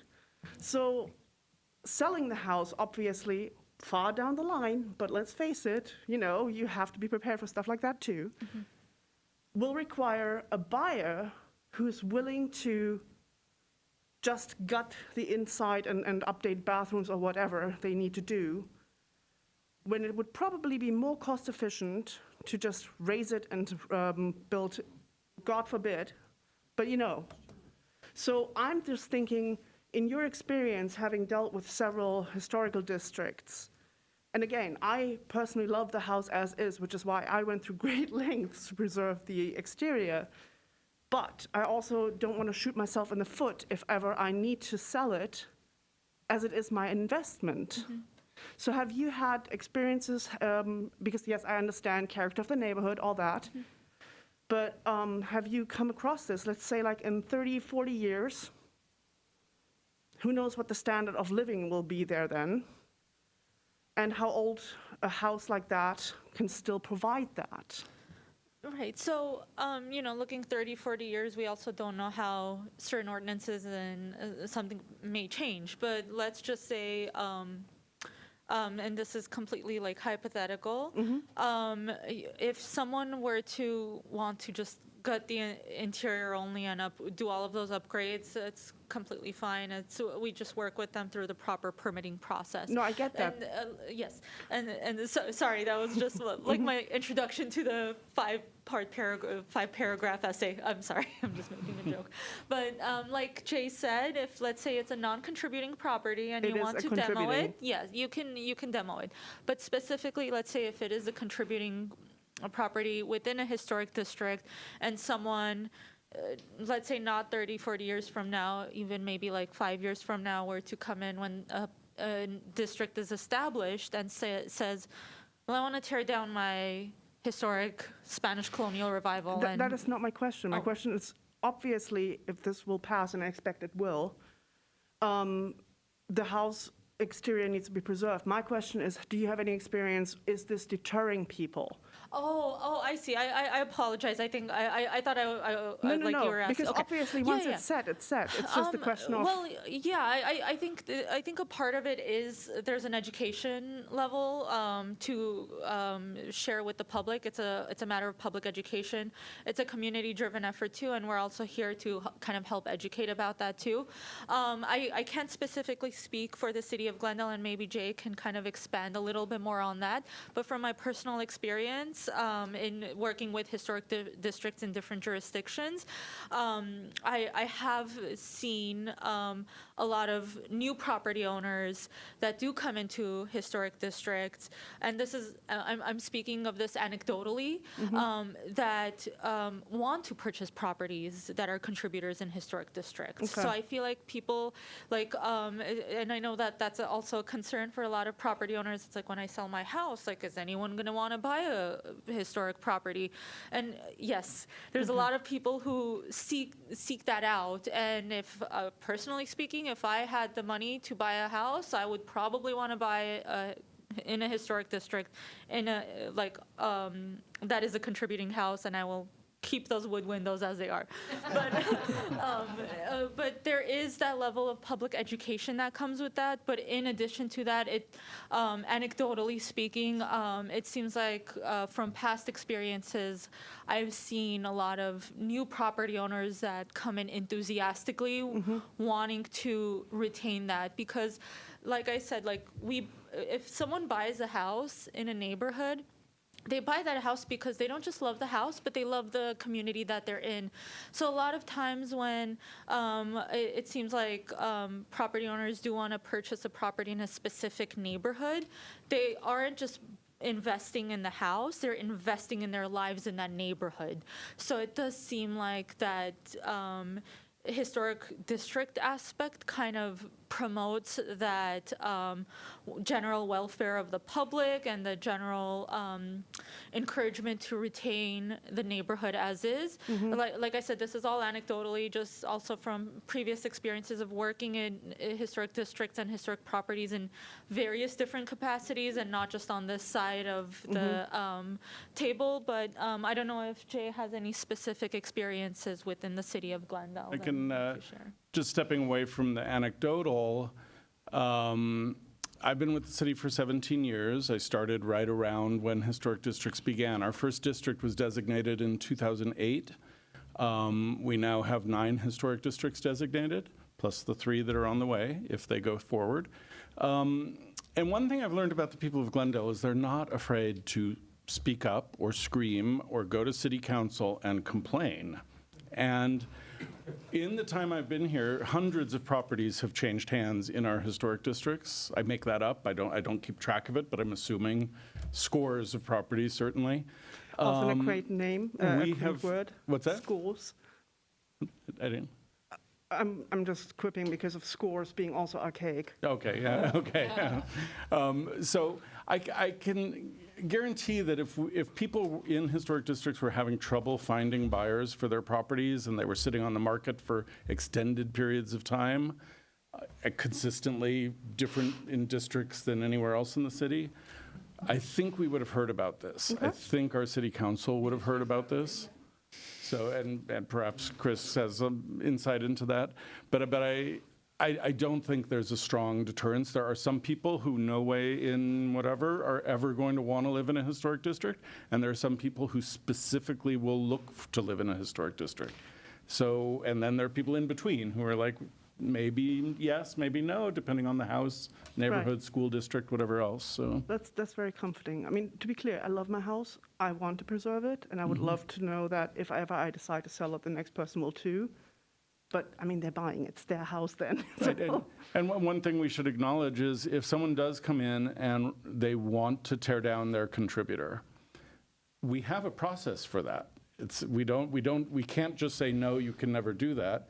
We could take people through the environmental review process where they would apply for a demolition permit. Staff would say, we can't issue a demolition permit because it's in a historic district. They could take that to the Historic Preservation Commission. The commission probably is not going to be inclined to start saying, let's demolish contributors in our districts. A commission decision can be appealed to city council. And in between all of that, there's, under the state California Environmental Quality Act, we have different levels of review that things would have to go through. Demolition of a contributor could require an environmental impact report before any decision is made. Ultimately, all of these things get to city council. And if in 2038, city council wants to say goodbye to a house in a historic district, that could happen. But that process, assuming the laws don't change, will still be there, and there'll be lots of opportunity for people to rally. And part of the process also is an opportunity for the Historical Society, for property owners, for neighborhood groups to find solutions, maybe finding a buyer who would buy the house rather than have these people tear it down. But that's all fence. Again, not encouraging that, just saying that and asking for your opinion, your experience, if that's been a deterrent. So it sounds like not. Nothing we've heard about. Thank you. And also, while Chris is going up to the mic, Jay, I just want to check in with you to see if we have any callers for this portion of the meeting. Thank you, because my screen went black. We didn't before, so I have to sign in again. Go ahead, Chris. Okay, and then well, I'll- he's checking that. I'm not going to belabor the point too much. Jay and both Ani and Jay made very good points about this. There are people that seek out historic districts. There's some people that don't really know what it is, and when I chat with them at open house about it, they get super excited about it. I can tell you, I probably meet your neighbors before you do at open house and whatnot. And the comment I get so often from people coming, particularly to your neighborhood, to North and South Cumberland Heights, the Ross Moines, people are just, they're coming from places like Silver Lake or Los Feliz or the West Side. They're just in such shock that we have these neighborhoods that are so charming and conforming, and there aren't big monstrosities, you know, right next door from one another. And I explain when I'm in a historic district that they don't really have to worry about that for the most part. You know, homes can expand and they can change, but the neighborhood fabric is going to feel this way, hopefully forever. So yes, and there are buyers that walk in. Is this historic? And I say it's in a historic district, and they turn around and walk out. So, and I hope that they just don't really have an understanding about historic districts. There's a lot of misinformation about historic districts out there, and so a lot of people have ideas that I don't think are necessarily correct. But point is, there are as many, if not more, people who are appreciative of historic districts from a purchasing standpoint than there are people that are against them, generally speaking, in my experience. So it seems like Okay, we do have one caller. David Clark. You mentioned there were 238 residences in the proposed district.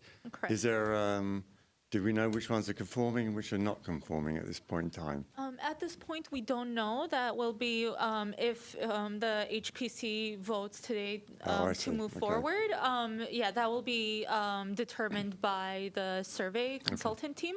But generally speaking, it does seem like, from the looks of it, that it will most likely meet that 60% threshold. Okay. Yeah, thank we you. have something built into our historic district ordinance that allows, if work is proposed by someone during this period where it's a pending district, we don't know yet if it's going to be designated, the survey hasn't been started or finished.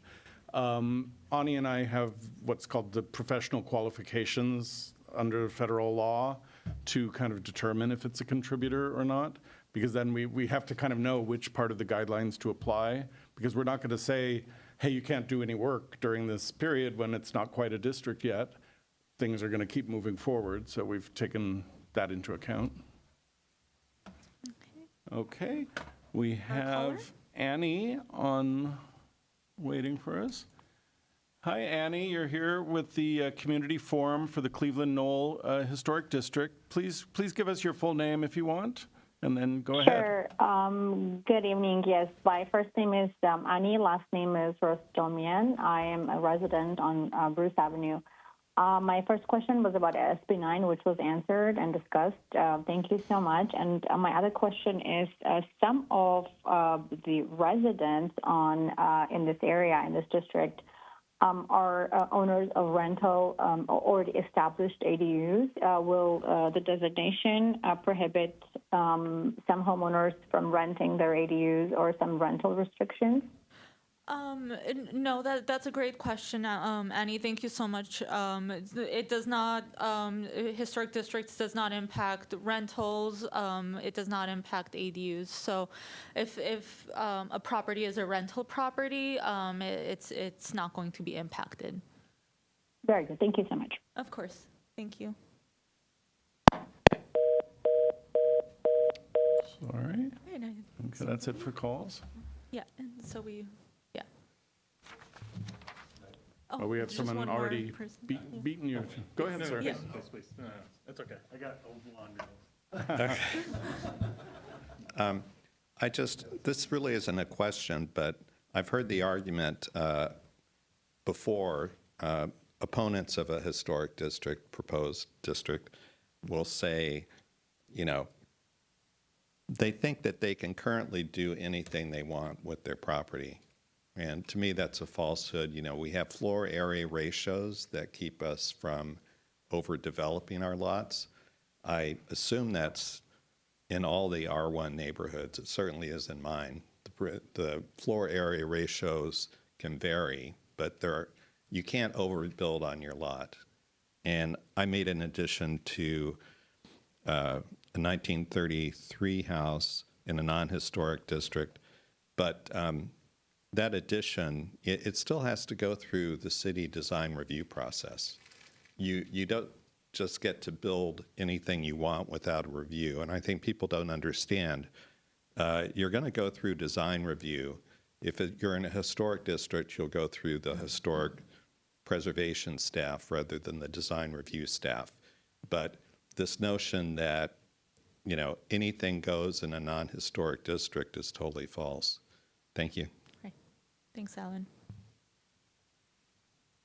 Hello. Hi, my name is Matthew Nemec.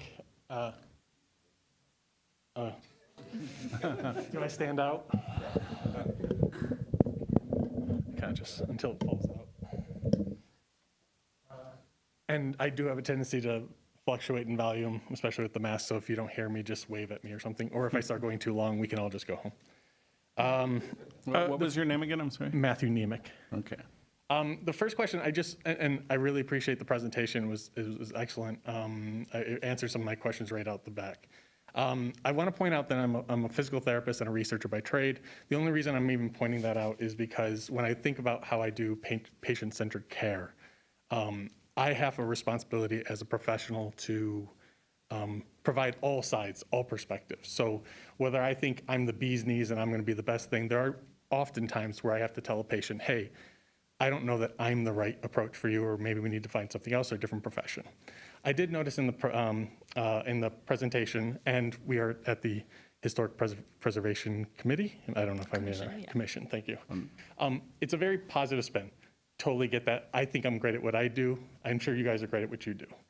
Could you answer what are some of the negatives?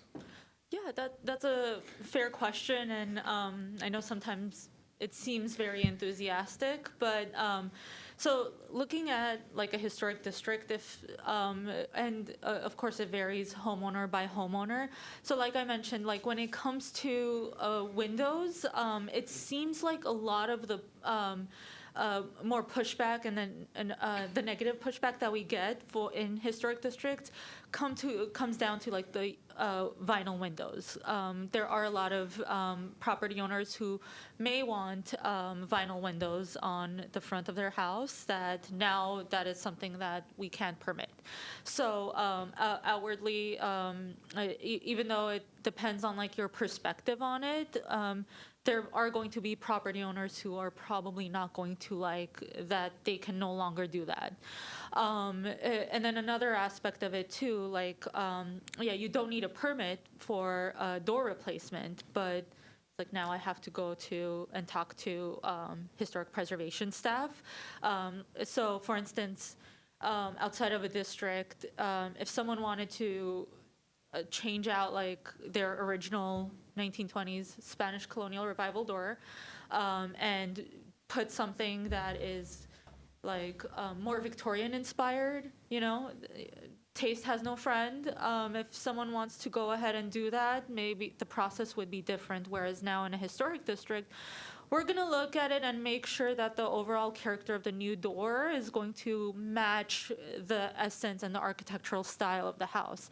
So again, it depends on like the property owner. Some property owners may potentially find that as useful, like, planning staff is helping me provide specific direction that's going to maybe enhance the original character of the house, but a lot of property owners are most likely going, some other property owners, I can't say a lot because it of course depends, and since these are all community-driven efforts, it seems like most property owners do want a historic district, but there may be some who say, I don't want that, I just want to do anything that I want. So there's a few different levels of like review potentially added that some property owners are probably not going to be happy about. So Okay, thank you. If I just add on to that a little bit, for a lot of people, this is a philosophical discussion. Some people are very strong advocates for property rights, and they're like, I don't want the government telling me what to do with my house, my castle, whatever. And that's a philosophy, a way of thinking that leads to people not being interested in having a district. But as Mr. Durham spoke about a couple minutes ago, in Glendale, we're different than a lot of other cities. So we do design review on a citywide basis. So we are, and I'll just acknowledge, we're holding up a hoop that someone has to jump through before we can give them a permit. We have to look at the design and say that meets our guidelines, that meets what we're looking for. And then, so some people will say about a historic district, well, you're making me jump through another hoop. And I would rather think of it as we're just taking a different hoop, and there's a new set of guidelines that you're going to be following, many of which overlap in terms of what you can do. For example, the Historic Preservation Commission recently approved a 1,200 square foot addition on the backside of a 1920s Spanish house in the Rossmoyne neighborhood. That's a pretty big addition, visible from the street, but there was nothing about the addition, which we at staff level worked with the applicant to kind of make it conform to our guidelines. And at the end of the day, there was no reason to say no, so the commission approved it.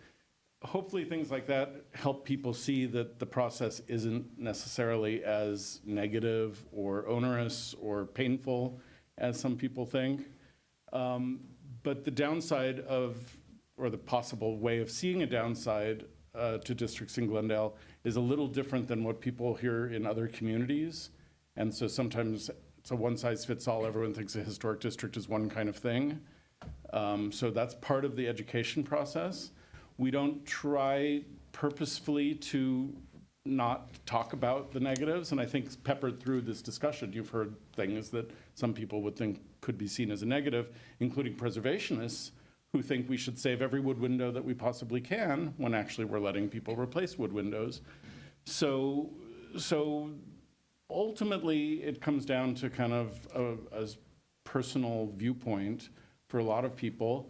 And we do have a process for people to express opposition, and there are several ways to do that. Coming to meetings like this and telling the decision makers who are in the room, whether it's HPC, this goes to Planning Commission, ultimately City Council, telling the decision makers, I hate this idea. This idea doesn't work for me. Here's the reasons why. Your opinion's going to be heard, and if we start seeing that there's a large number of people sharing that opinion, I think it's going to be harder for a district to get approved ultimately. There's also the possibility, there's a petition process that Ani talked about when we looked at that chart. There used to be 2 petitions. Now there's 1 mandatory petition that comes after the survey's already done. And that's when we have the consultant. The consultant at the end of the day could come back and say, listen, Cleveland Knoll didn't make it. It's got 55% contributors. It didn't meet the 60% threshold. If that happened, we don't have a district. But assuming we have over 60% and we keep moving forward, when the petition that asks council to designate the district is being distributed, we also have an opposition petition that we give to any person in the community who says, I want to distribute an opposition petition. The opposition petition doesn't, if you get enough signatures, and it's kind of weird, I don't want to get too far in the weeds, but it's a different way of counting votes. So a support petition, we look at, did the owners of over 50% of the property sign? For an opposition petition, we look, did the owners of over 25 or 20% of the street frontage in the entire proposed district sign? If that happens and they get over the 20% threshold, that requires City Council to have a 5-5 vote, a completely unanimous vote for the district. If there is no opposition petition or it fails to hit the 20% level, we still need a 4-5 council vote. Any zone change requires a 4-5 vote. So it's a pretty high bar is being set for your decision makers to say yes or no to whether this should become a district. But hopefully that answers your question. There are so many reasons someone might oppose or support a district. We can't cover them all. But So that's a good transition for me. So how did we get here? Is it a single entity that makes an application process? Is there already a signature process that I'm completely unaware of? So we're still at the very preliminary stages. This is in the historic district process and not just specific to the Cleveland Knoll proposed district. It all starts from the community. Proponents of a neighborhood will come together typically and put together an application, do the research, see if it's substantial, maybe talk with city staff at the time to see is there a possibility of an application moving forward. So all of it is very community-led efforts. So that's the first step, is the community submitting the application, just like how you would for, let's say, an individual, for your own property if you wanted to get listed. You would complete the application, do the background research, submit it to the city. In this case, it's completing the application and doing the background research for a very specific neighborhood and not just one individual property, because it's not looking at the importance of individual properties, but the neighborhood as a whole and the history of the neighborhood as a whole. So from that point on, once the application is in staff's hands, we'll review the application to see if there's substantial information in there and kind of draft our staff report for HPC, which is going to come up right after this community forum section. And also note, well, I'm going to backtrack for a second. I forgot a step. So once we get that application in and it's ready for this step, the community forum and the HPC meeting, that's when we start notifying the neighborhood from the city part about it. But before an application comes in, before we have that application, the city doesn't like go out and notify the neighbors like there's an application coming. So this notice that you received is from the very first step of the process moving forward. So, and that's kind of like the community engagement part of it, about it, and we're very happy that the neighborhood is out here and asking all of these questions. Which means, you know, everyone's getting our mailings or checking our website. And so from this point on, now we have the community forum and hearing to answer any of the questions or concerns and hear people's thoughts about it. And so that moving forward, since the commissioners are also here and kind of hearing what the neighborhood has to say, from this point on, based on what the determination is that HPC has, that same transparency will still continue with the neighborhood from the city side.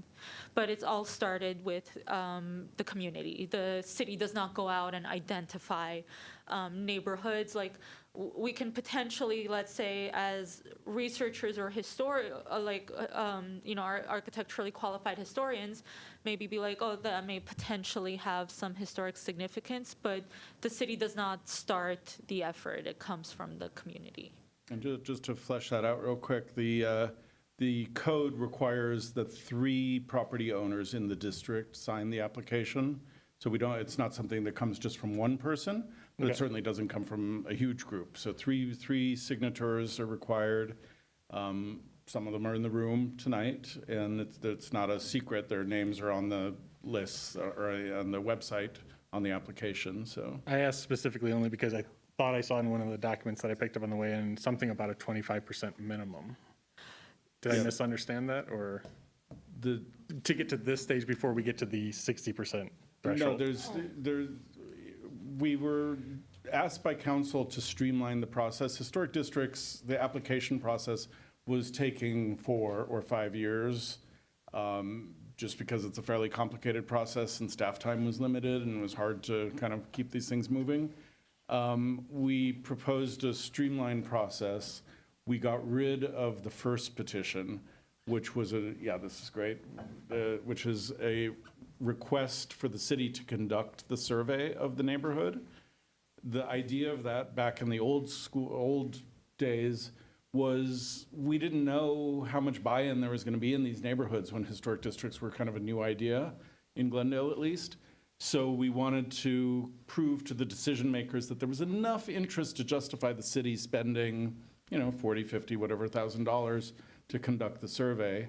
What we found in the 9 districts that we have is that it was very easy for all of the districts to reach the 25% because, you know, Once you start getting to 50 or even more %, that's where you start finding there's a lot of people who don't want to sign a petition or who do really oppose the district. So, so we made this an optional step, the top box on the right side. So what that means is tonight, and we haven't heard tremendous opposition, I don't think, from this room or from the callers so far. But the idea was if the commission felt like, wow, this neighborhood's kind of divided, we don't know which way it wants to go, they have the option of requiring that. City council, the second box down there, could also require the 25% petition. Things are a little weird with Cleveland Knoll because city council already approved the funding and they had the opportunity to ask for the 25% petition and they chose not to. So tonight's kind of the last step if anyone was going to go that way. So. And also just to further add to Jay's point, because I think you mentioned the 60%. So the 60% is different than the process for the petition. That's going to be determined after the fact once the survey consultant does it. But that's specifically for the number of contributors for it to actually move forward to it being potentially designated district. But it's not the number of number of people on the petition. Okay. Yeah. I'm probably going to bounce around a little bit, and if we need to progress to you guys being behind the table, we can do that. But I noticed there's a lot of conversation about the front side of the house and the back side of the house, but houses, last time I checked, are cubed. So when I think of what I can see from the street, I can see all sides except the back, but we're only talking about what you can see in the front. So if I want to change the front of my house or the back of the house, sides, roof. So Ground? that's a great question. Let me see if I actually have a graphic in here to kind of help that I haven't showed in this presentation to kind of help visualize what we mean by. Because I can see the entirety of my house except for the actual back wall from an angle on the street side. So that's a great question. Just a couple of things, like we don't consider landscaping as like screening for visibility. So we look at it from property line to property line.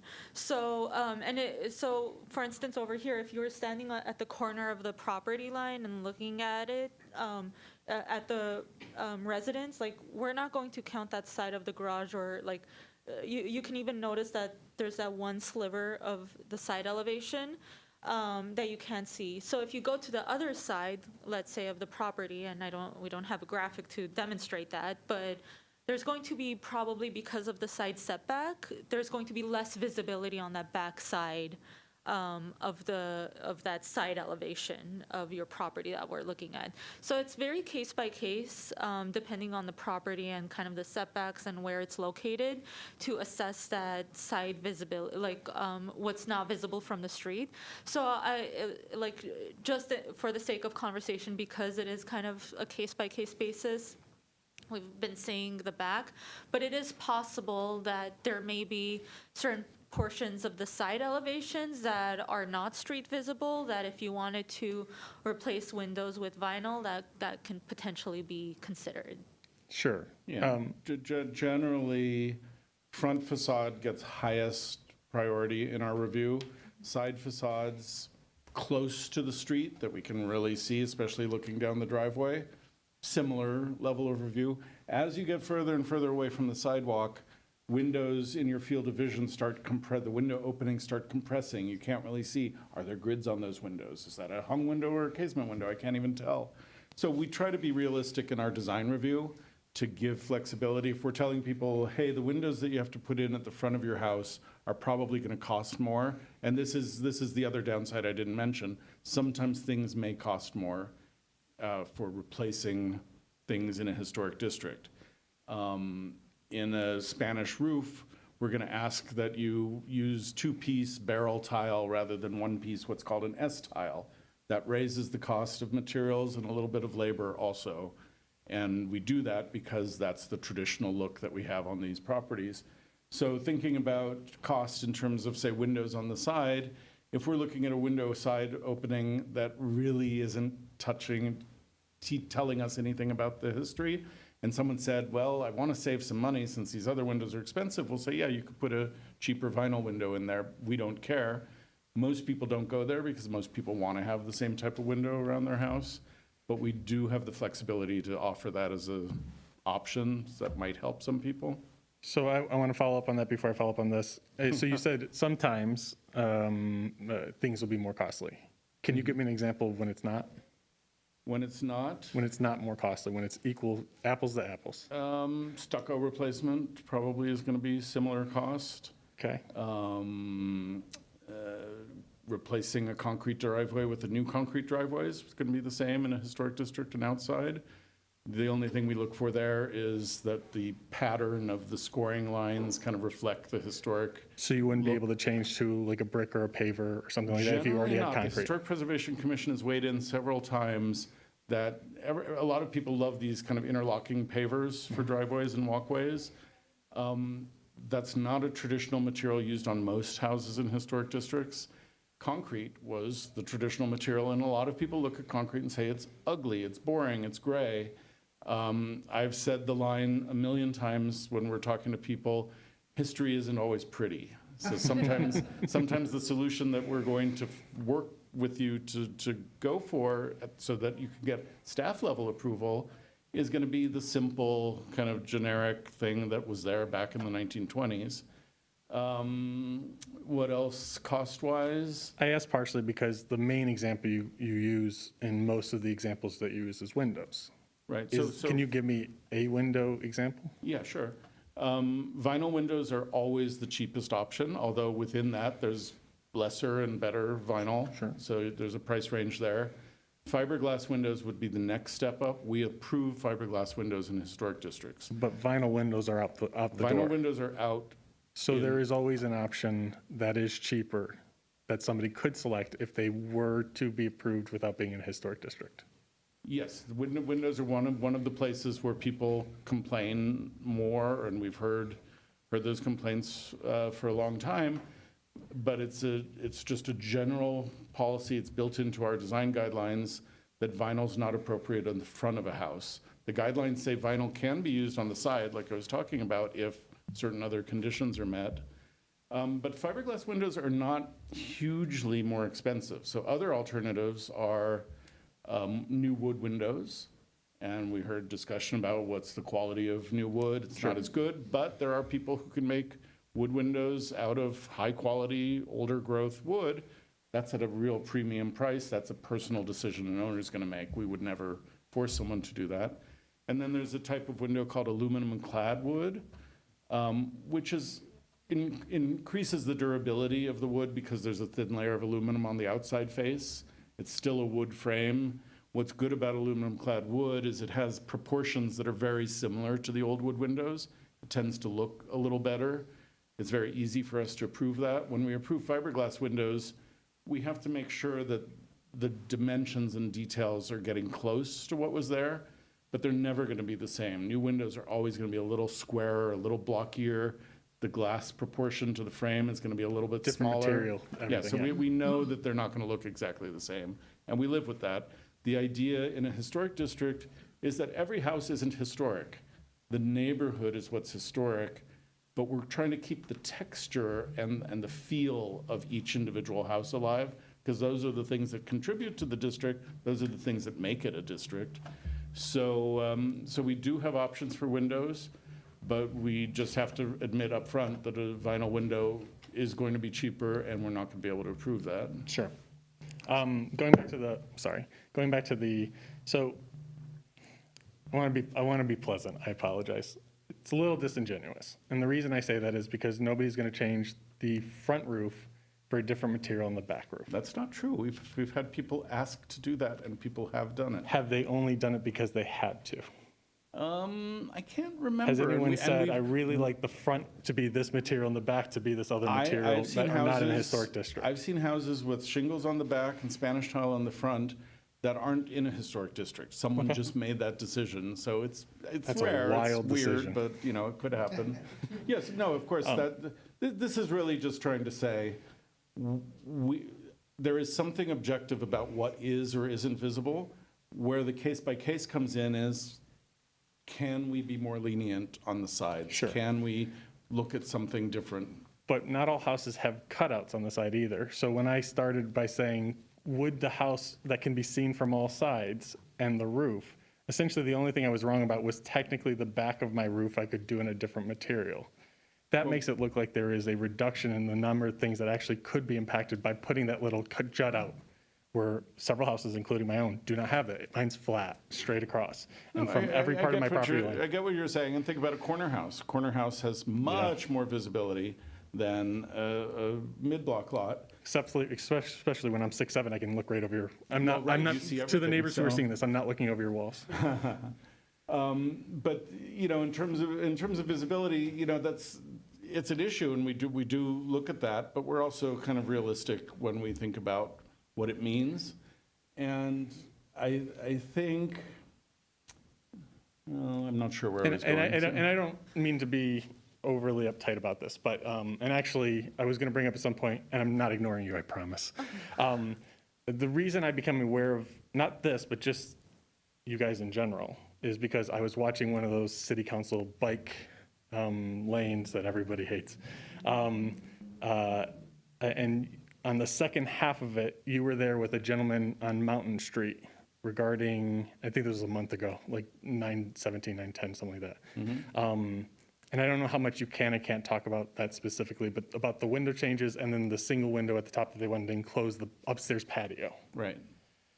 My takeaway from that, and please correct me if I'm wrong, I have no experience, you're the expert, is you came into it, it sounded like you had a back and forth with the homeowner, and it sounded like you had a good rapport as to like compromise, find where this can work, which is what I really appreciated about it.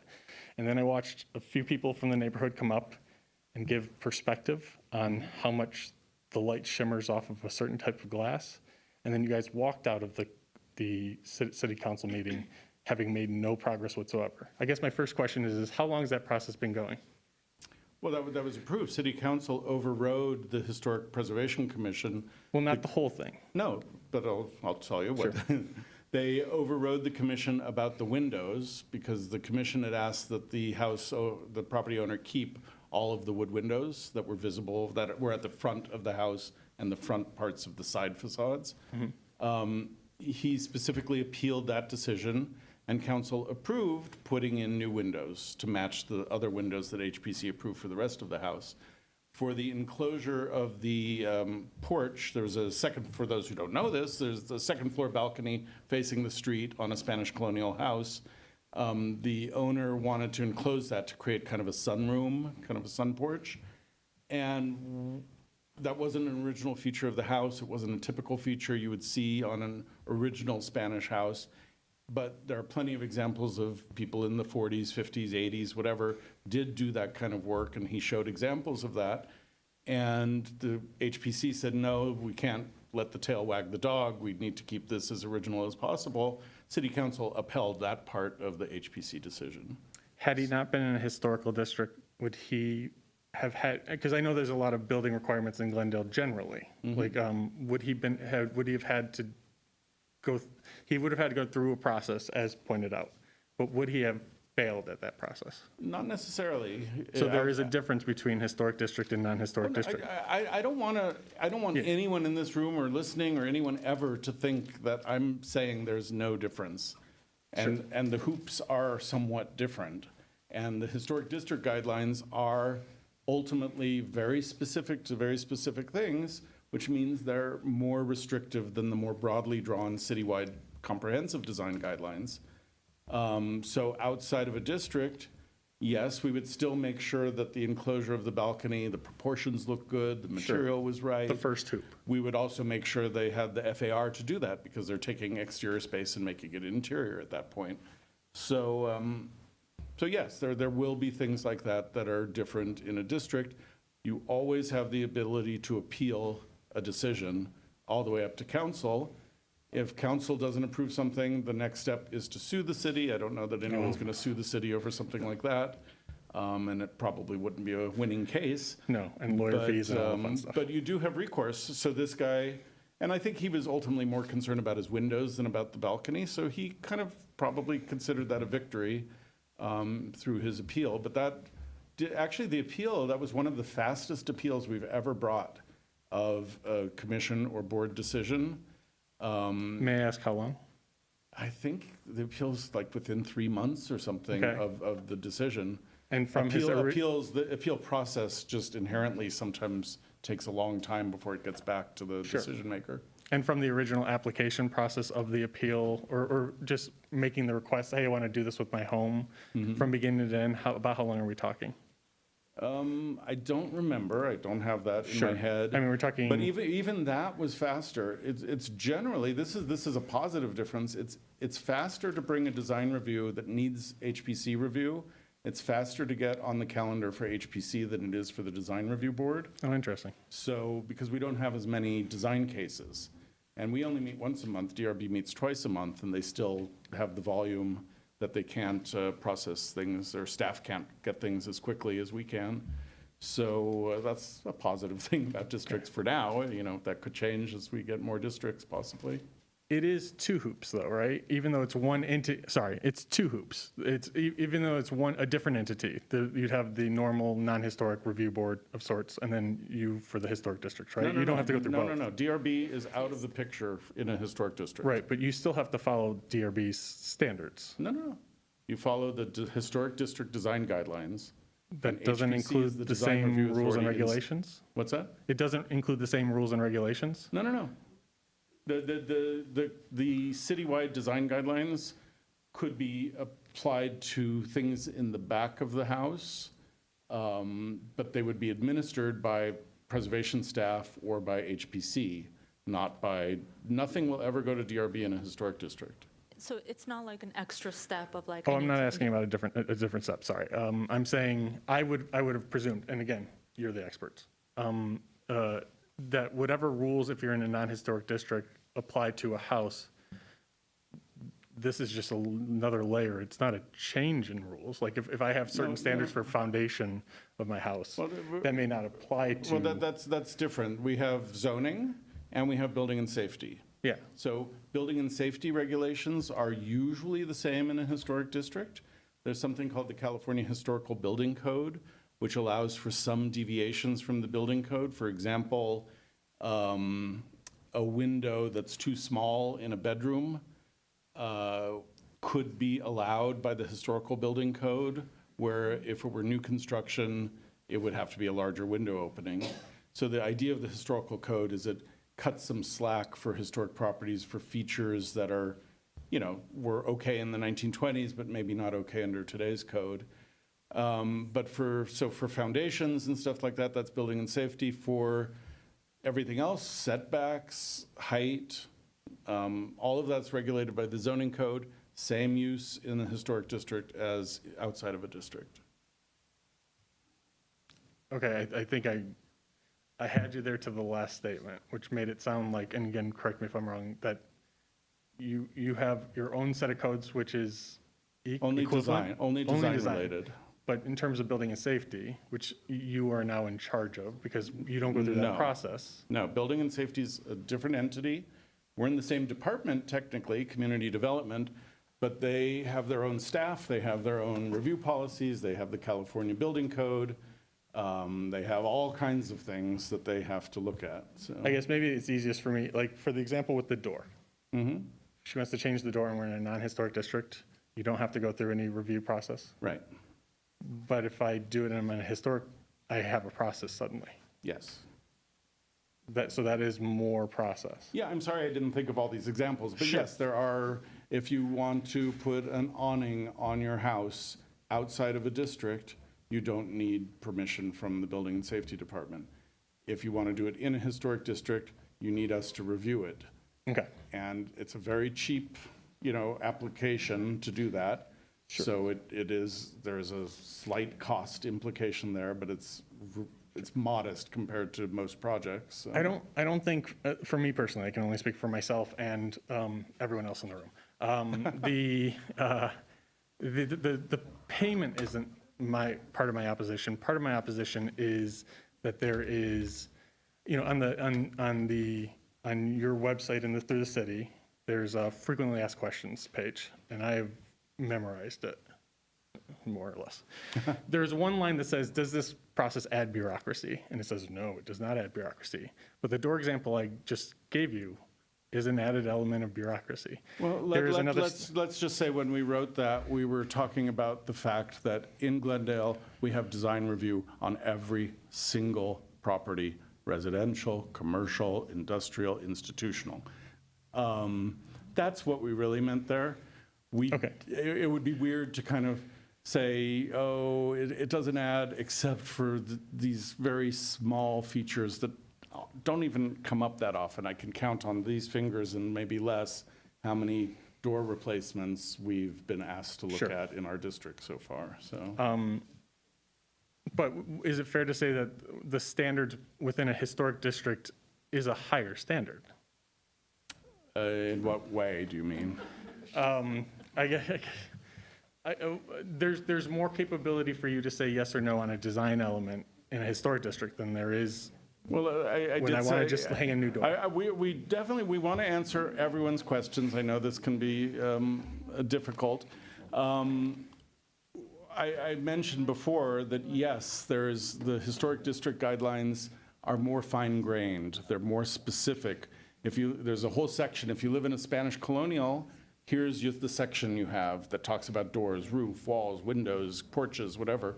And if you look at the citywide design guidelines, they're more broadly drawn because we're dealing with every kind of property, whether it was built in 1985 or 1895. So, because we do have old buildings that are not regulated by anything historic, so. So I think part of it is, and the frequently asked questions thing, again, your website, it says that the design elements is 6 pages for everybody else and 150 some. And it tries to piece around with the English language to try to suggest that, well, if it doesn't apply to you, you don't have to read the rest of the book. And I totally understand that. And yet that is still 150 pages more of things that I have to consider in a historic district that I do not have to consider in a Well, I non-historic can't district. remember how many pages are in the comprehensive design guidelines, but it's not a short document either. Right. And it's probably requires more reading than the historic district guidelines, because in the historic districts, you're reading a few pages about the style of your property, and then there's another section, if you're talking about replacing your roof, there's a section about roofs, kind of general, and then specific to your style. So I don't think, I think that's more or less a fair statement that we put in the FAQs about, you know, Spanish house or a glass box skyscraper. We're going to look at the commercial guidelines for the skyscraper. We're going to look at the residential guidelines for the Spanish house. But each of those sections is fairly meaty itself, so. Okay. For homes that have more than one adult, what do we do in terms of signatures should that step come up? Is it just a single entity from a home gets to make the vote, or? So do- whoever is on the grant deed would Okay. need to sign. Okay. And What if there are two? both, Yeah, a vote on a petition, this is only for the petition you're asking about. A vote on the petition, if a household is split, Yeah. and one partner wants the district and one doesn't, their vote doesn't count. Okay, that clarifies, thank you. I Which think- probably happens in I other would ways say in the next also. month or so, I think we're going to see a lot of that, so. Okay, I think that covers enough for me. I think I've taken enough of everyone's time. Thank you for your No, time thank you and for very answers. thoughtful questions. I appreciate it. We have 2 callers. Is there anyone else who wanted to speak? Because you will have another opportunity to speak to the Preservation Commission, but why don't we let the people in the room kind of finish up? Questions. Yes, no, that's what we're doing. Yeah. Yeah, come on up. Oh, sorry, I thought you were moving on. Mary Copley. Could someone help with the microphone? We're just slightly different heights. Mary Copley, thank you for your presentation. A quick question. I know only the homeowners get to vote on the yes or no, but how much influence overall do people outside of our zone have on the city council when they're voting to let this go forward? So, of course, public comments are always heard. If there are neighbors within the boundaries, they're free to provide comments or of support or opposition. But ultimately, for the process of the designation process moving forward, it's the property owners within the boundaries of the proposed district whose signatures will count for the petition. Okay, thanks. Yeah, our experience is that people outside the district are more interested in asking how to become part of the district rather than opposing the district. And that's just the experience we've had on a few different districts. So. Okay, Lucia Hazrian, thank you again for your presentation. A lot of questions were answered. But as you were discussing, a few questions came up. I currently have awnings, so in 10 years, I need to change the fabric. How would that impact? You know, do I need to get permit or something like that? For fabric on awnings, you can change the fabric on awnings. Okay. You can do any color that you want. It's the physical pieces that you may need a permit Change? for. Yeah. Because, right now, they're arrows, so. Yeah, and so okay. it seems like if it is that style, I'm assuming it's a Spanish colonial revival Yes, house, yes. and so if you want to change the color of the awnings, like just the fabric itself, Okay. you can go ahead and do that. Okay. What about, can I put solar panels? Yes. Since electricity is actually becoming very expensive, if somebody wants to put solar panels on a historic, district, can we do that? Yes, so similar to ADUs, it's Okay. state mandated, and also it's something that, with all of the changes happening, solar energy is becoming more and more important and necessary. We don't regulate really where you put it, so you can be encouraged to put it on the back or not visible parts, but it's not an obligation. Okay. So it is permitted in historic districts. I do also on that note, perfect timing to also mention the Living with History brochure again, which we have up front if you want to probably, grab so- some. And it's yeah. also on our website too. It kind of covers a little bit about solar panels too. What about fences and gates? I know that I was interested to put a gate, and I checked with the planning and zoning. It was within the height that it didn't require a permit, but I was told that I have to bring a picture of the design for them to see. And this is, of course, that we're not in a district yet, but, what are the restrictions on the fences and gates in the historical district? It's the same. Same? Okay. Yeah. So we're gonna review the design of it and just make sure it conforms to the property. And we don't allow fences or gates within the front yard setback. So that's still going to be retained as well. So, Okay. but we're just gonna look at does it match the house? Okay, what about material as far as vinyl, chain link, those type of things? Will that- Chain link isn't allowed anywhere in the city right now, or under the code. Vinyl fences, if it's on the sides and the back behind your house where we don't see it from the street, that can be approved. A lot of properties have driveway gates because people want to secure their driveway. If you have a driveway gate that's solid, so for a Spanish house, rather than have a wrought iron gate that you can see right through, a lot of people will have a gate that's made out of wood, usually metal and wood. If that's solid, and then, so here's your gate, and here's the back of your house here, and you want to put a vinyl fence that runs toward the back that we can't see from the street, go for it. Okay. So- Okay, thank you. Alrighty, and I believe we have 2 callers, right? We have 2 callers, so that's it here. So let's go to our callers. Pauline Barsimian, are you still with us? I am. Hello, Jay. Hello there. How are you? I've just been patiently waiting. Unfortunately, I was not able to attend in person, but I did want to attend virtually. And I've been listening to the wonderful questions coming through. And thank you so much for the great presentation as well.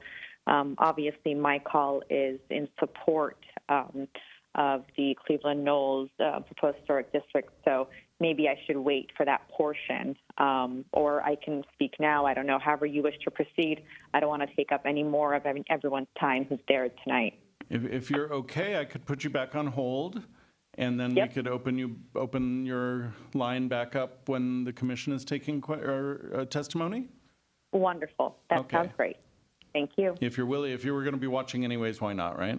Yes, exactly. Okay, thank you. I'm not going Great way to anywhere. spend your Thursday. Okay, and then, oh my God. I just dropped a caller. Please, Ms. Catherine, I don't know who that is, but I hit drop instead of air. Please call back. I feel terrible. So maybe while we wait for that, I would like to put Are you going to break into song? No.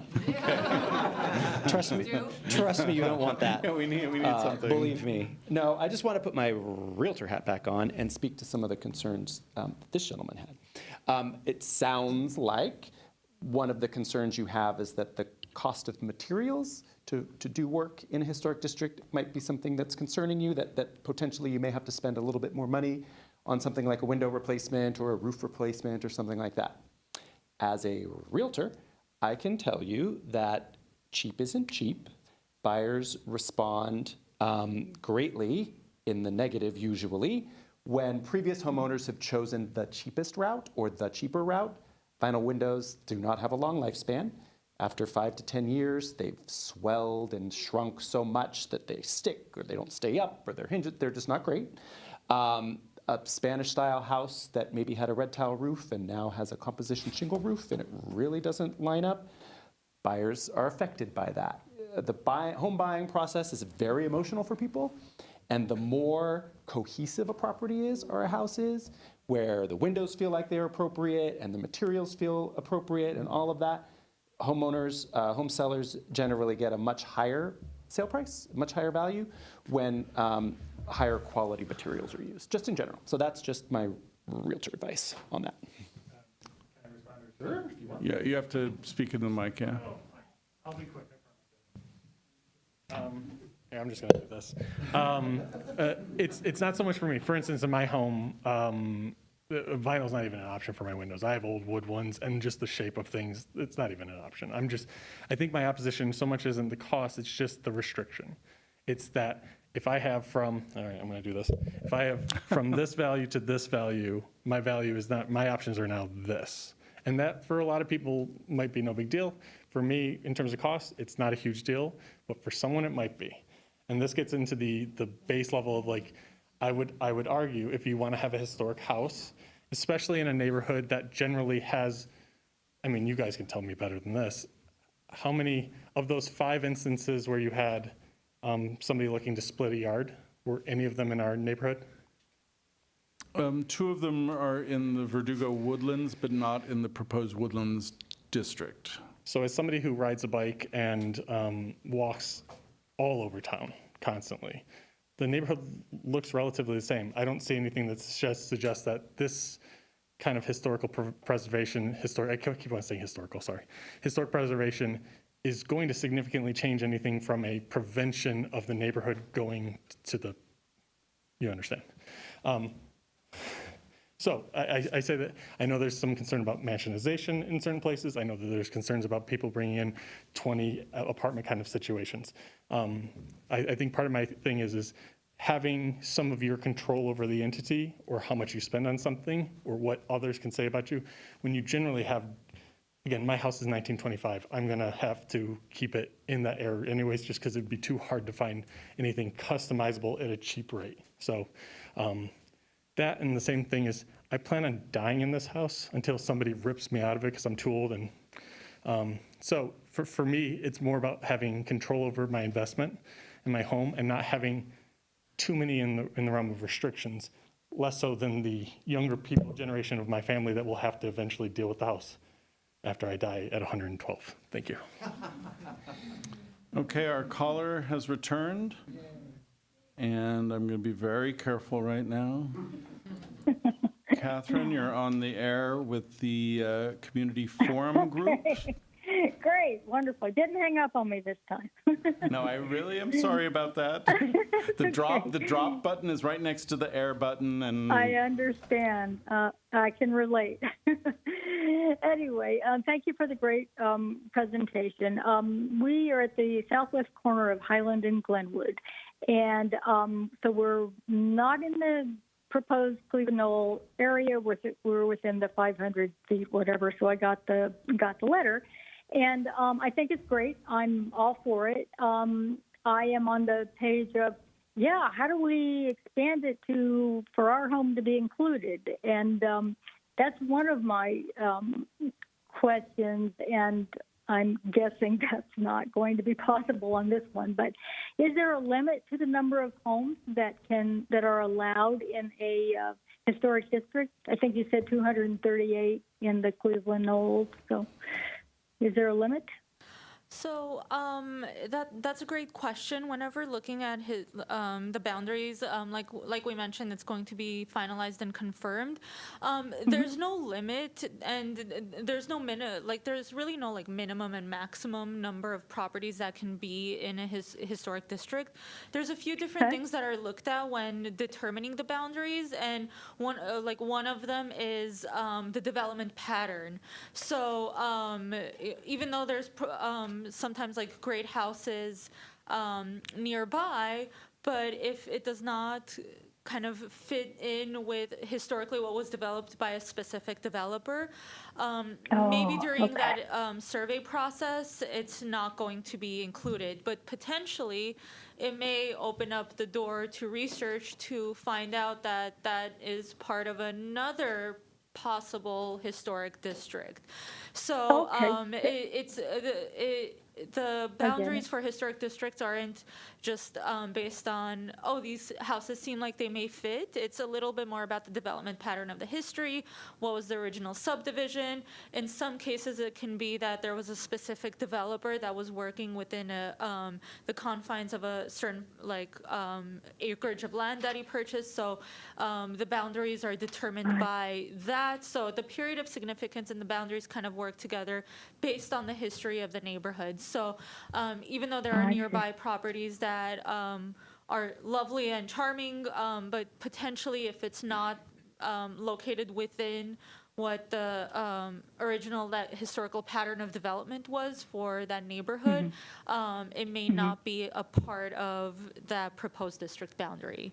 But I got similar it. to Great oh, sorry. No, just great explanation. I got it. Thank you. Oh, okay. I understand. That's great. I wanted to know, Bill, I was talking with a couple of my neighbors, and, can one street be designated as a historical street? Catherine, I'm just going to repeat your question so I make sure that I heard you correctly. Did you ask if just one street can be designated? Yeah, instead of let's say a square boundary, not square, but whatever, whatever boundary like that, a portion of one street, let's say Highland Avenue, where we are, say within a 2-block area of Highland Avenue. Could that, again, is it the same answer you just gave? I don't want to take a lot of time. I got it. Is it the same answer? Because I understand what you just said. So, for instance, with Royal Boulevard, and it's just one street. Cottage Grove is just one street. So, even though there's charming houses surrounding it, specifically that community plan was focused on just that one portion of the street. So, we do have one street historic district as well. Yeah, the Catherine. Yes, sir. I'm sorry. Just so you know. An important aspect of historic districts is they kind of tell a story. And part of that story is what Ani was just saying. They were developed in a certain way. There's a reason why a boundary was chosen. Some districts have very obvious boundaries and some have less obvious boundaries. With Cleveland Knoll, we're going to learn more through the research component of this when a survey begins. A boundary isn't finalized until we bring back a draft report to the Historic Preservation Commission. So there's still an opportunity for a consultant to say, hey, it looks like you guys missed that there's a historic this original development by the syndicate from Cleveland actually included this area too. I don't know if that's possible or if it's possibly true, but that's the kind of thing that could make us reconsider a district. But if you were just saying, hey, I want my block to be a district because it's so pretty, which I'm sure it is. In fact, I know it is. I know this neighborhood pretty well. We want the district to tell more of a story than that, but you have a right to nominate whatever you want. We work with you to talk about boundaries at staff level, but as an applicant, you can say, this is what I want. It's your right to move this through the process. You have to pay a fee, but once that fee's paid, we're gonna treat you like any other district application. So if you want to talk about your neighborhood or your block, you can call Ani or me, and we can talk about it more with you. Okay, thank you so much for that. I appreciate it. This may be a crazy question, but the schools, I mean, you know where we are, so we're right near the schools. Can schools be included in a historic district? That may be a crazy question, but, you know. Schools, state mandated properties like GUSD operates under a state mandate. We don't have planning authority over those properties. So schools can be identified as historic, but I don't think... But not for our purposes. I don't know that GUSD would be into that. Got it. So. Yeah, okay. I was just curious because of, the location. And you mentioned that the old process was 4 to 5 years, and now we have a new streamlined process. So I think I heard you say you weren't sure, but I'm just wondering what the best case, worst case scenario would be of, getting a go ahead on a historic district, in specifically the Cleveland Knoll, because it's really cool. Well, Cleveland Knoll is our first district moving forward under the new process. So you guys are guinea pigs. I don't know the answer to that question. We're hoping it's going to come in around 2 years or maybe even less. But it's still a long process. It takes quite a while to get a historic survey done. And we know that the survey that council already approved, the timeline is that's going to be conducted primarily in 2025. So we may be into 2026 when we have the final steps in this process. Okay. So. Well, great. Thank you. Thank you for that answer. I have an off-topic quick question. Please, I apologize to everyone, but can I currently get a permit or whatever I have to do to expand our driveway apron, I think you call it, so that maybe we could get a car off the street? Yeah, if you could please call, I'll give you a phone number right now. That's a general planning question. If you call the planner on phone duty at 818 548 2140. Okay. Someone's going to pick up the phone. Just ask them to transfer you to the planner on phone duty that day, and they'll get back to you hopefully by the next day. All right. Thank you so much. I appreciate everything you're doing, and Glendale rocks. Right on. All right. Thank you so much, everybody. Take care. Thanks.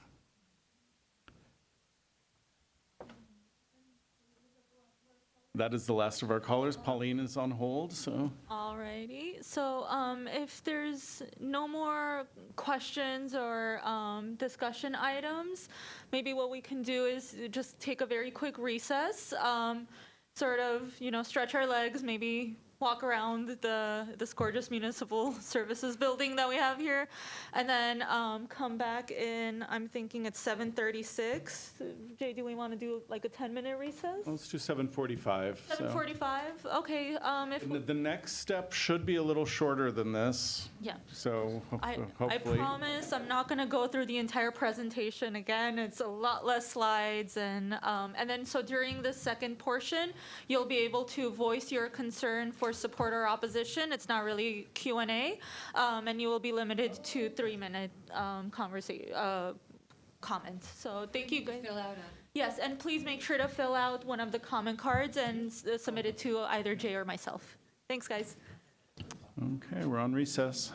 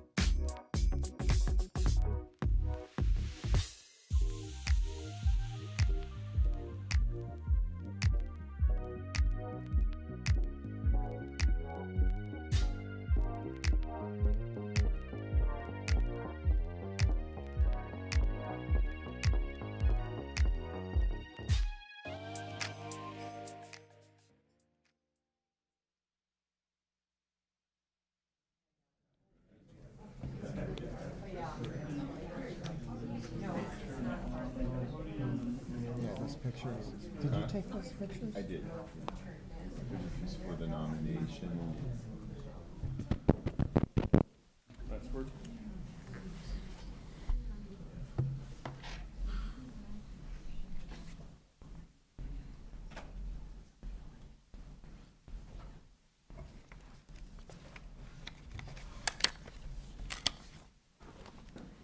Are we on?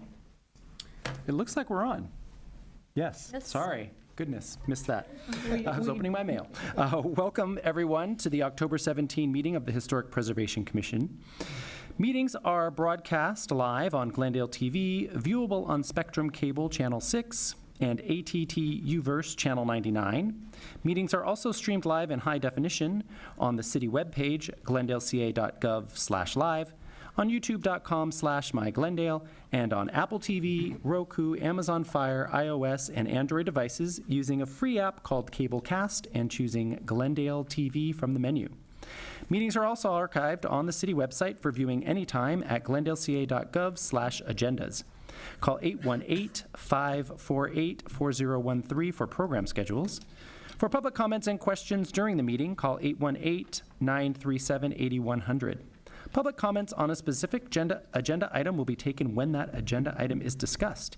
If you have any question about matters on the agenda or requests for assistance, please contact the city clerk at 818-548-2090 during regular business hours.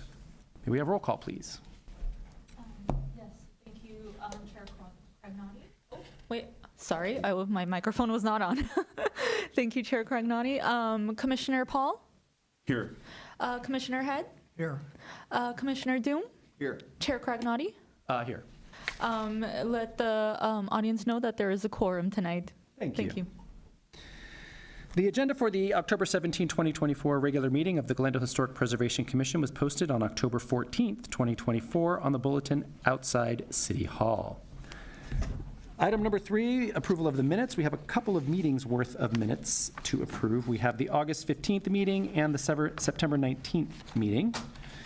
Assuming everyone has reviewed the minutes, does anyone have any concerns, corrections, anything like that? Everything look good? All right, can we get a motion? Can we do them both in one, Jay? Yeah. Okay, a motion to approve 2 months worth of minutes? Second. Actually, I'm sorry, I was asking for the motion. I apologize. I'll make the motion to approve the last 2 months of minutes. Second. And roll call, please. Or we don't need that for minutes, do we? I think we can just go with the second, yeah. Sweet.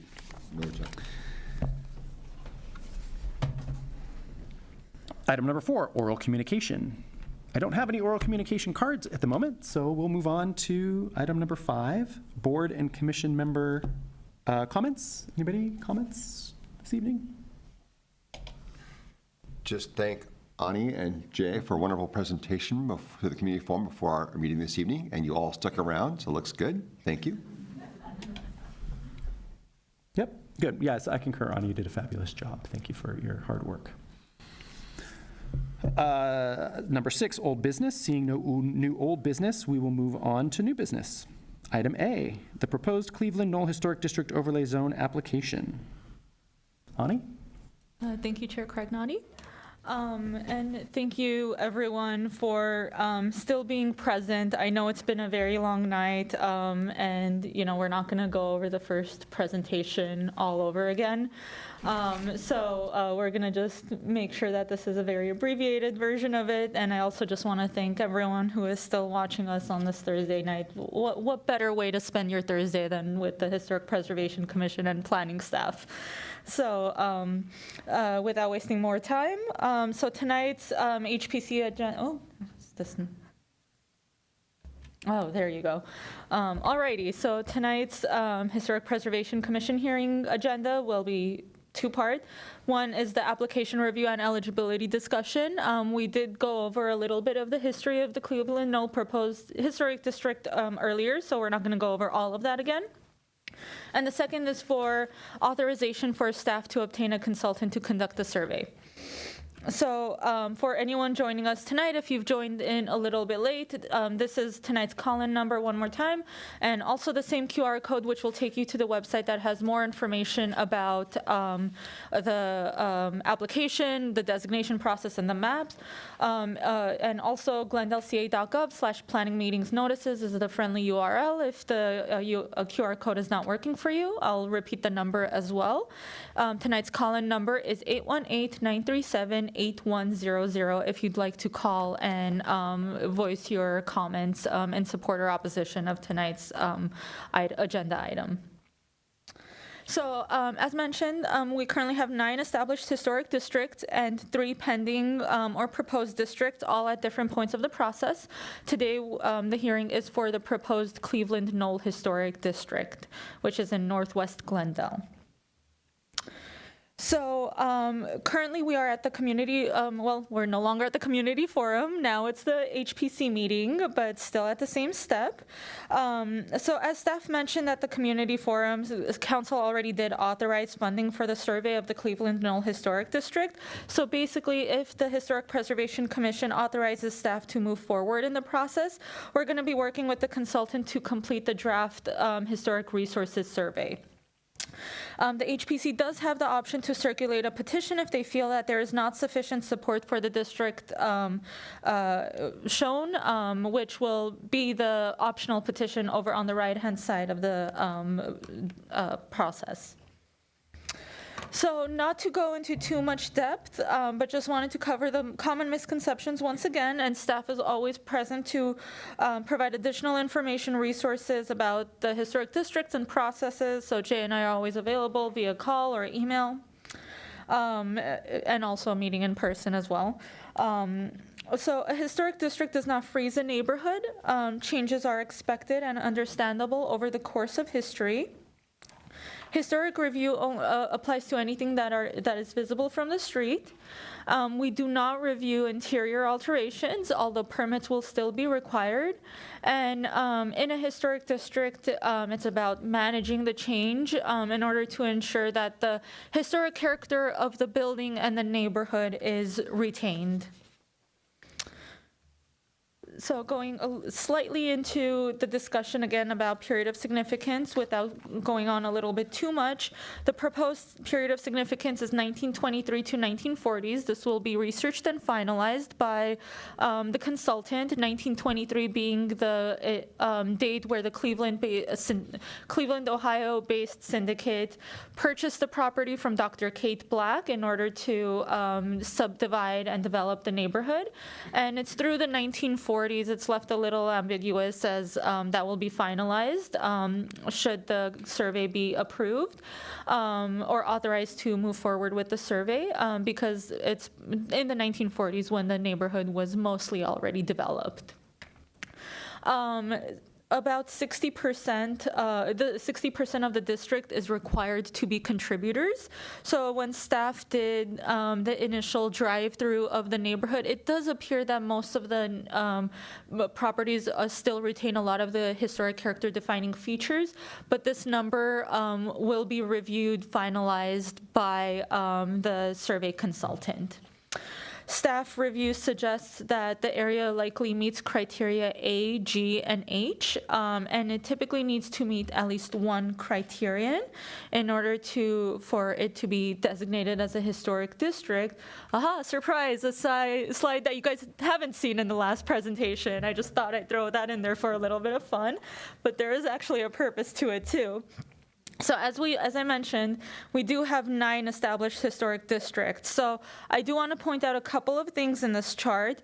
As I mentioned, it needs to have about 60% of contributors, but if you actually look at the column for percent of contributors, you'll see that most of them not only meet but exceed that requirement of 60% of contributors. So historically, we have seen in the establishment of historic districts in the city of Glendale that a lot of the historic districts are well preserved and well intact in terms of the character-defining features of the contributing properties. And also, you'll notice another thing you'll notice is, as I mentioned, staff preliminary staff research does review finds it that it may be eligible under 3 designation criteria.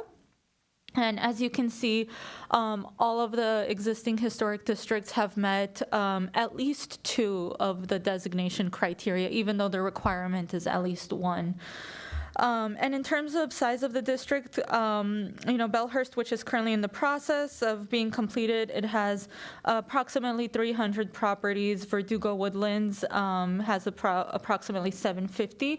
So in terms of the numbers, it's a little bit closer to what we have currently with the South Cumberland Heights district in terms of the size and the number of properties specifically for this one. So as mentioned, if designated, the boundaries per the boundaries proposed by the applicant, it will include 238 properties, which is located on the 1300th and 1400th blocks of Bruce Avenue, Cleveland Road, Idlewood, Graynold Avenue, and inclusive of the properties on Olmsted, as well as the properties on the north side of Glenwood Road. Only the small corner at the very southwestern edge of the proposed boundary extends out to Grandview, but does not include any of the properties on Grandview Avenue.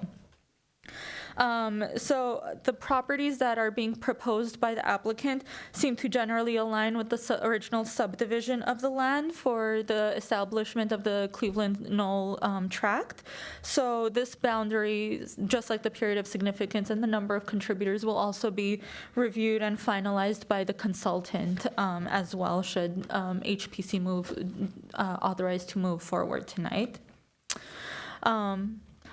As I mentioned, this is going to be a very brief presentation, so we just want to thank the public for sticking around in person and at home, and thank you to the commissioners for being a part of the public during the first part of tonight's community forum. And staff is here for any questions that you may have, and I believe if there are speaker cards from the public as well. So thank you so much. That was it. Great. Good job, Ani. Thank you. All right, at this time we will open the public forum, what you've all been waiting for. We have 13 cards, so I'm going to ask everyone to limit their time to 2 minutes. And we are going to start with Stephen Banks. Sir Cragnotti, we also have 1 caller on the line too. We have 14 people. And you said 2 minutes, right? 2 minutes, please. Okay. Thank you. So let us begin. Stephen Banks. And if you don't mind, just, even though I've said it, please state your name for the record. My name is Stephen Banks, and I'm hungry and I'm tired, but I think it's very important to be here. I chose specifically to live on Idlewood, in this neighborhood, because it's a unique neighborhood and reflected by all the styles of the houses. And what's also a very key historic district. I think it's important to preserve history when we can, and I'm for it. Thank you. Look at his split. I like that. Jeffrey Lynch, followed by Matthew Newer. Hi there, I'm Jeffrey Lynch.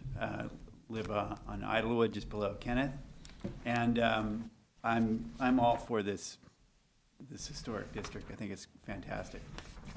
My wife and I had just gotten married, and we specifically were looking for a Spanish revival, and boy, it was not easy.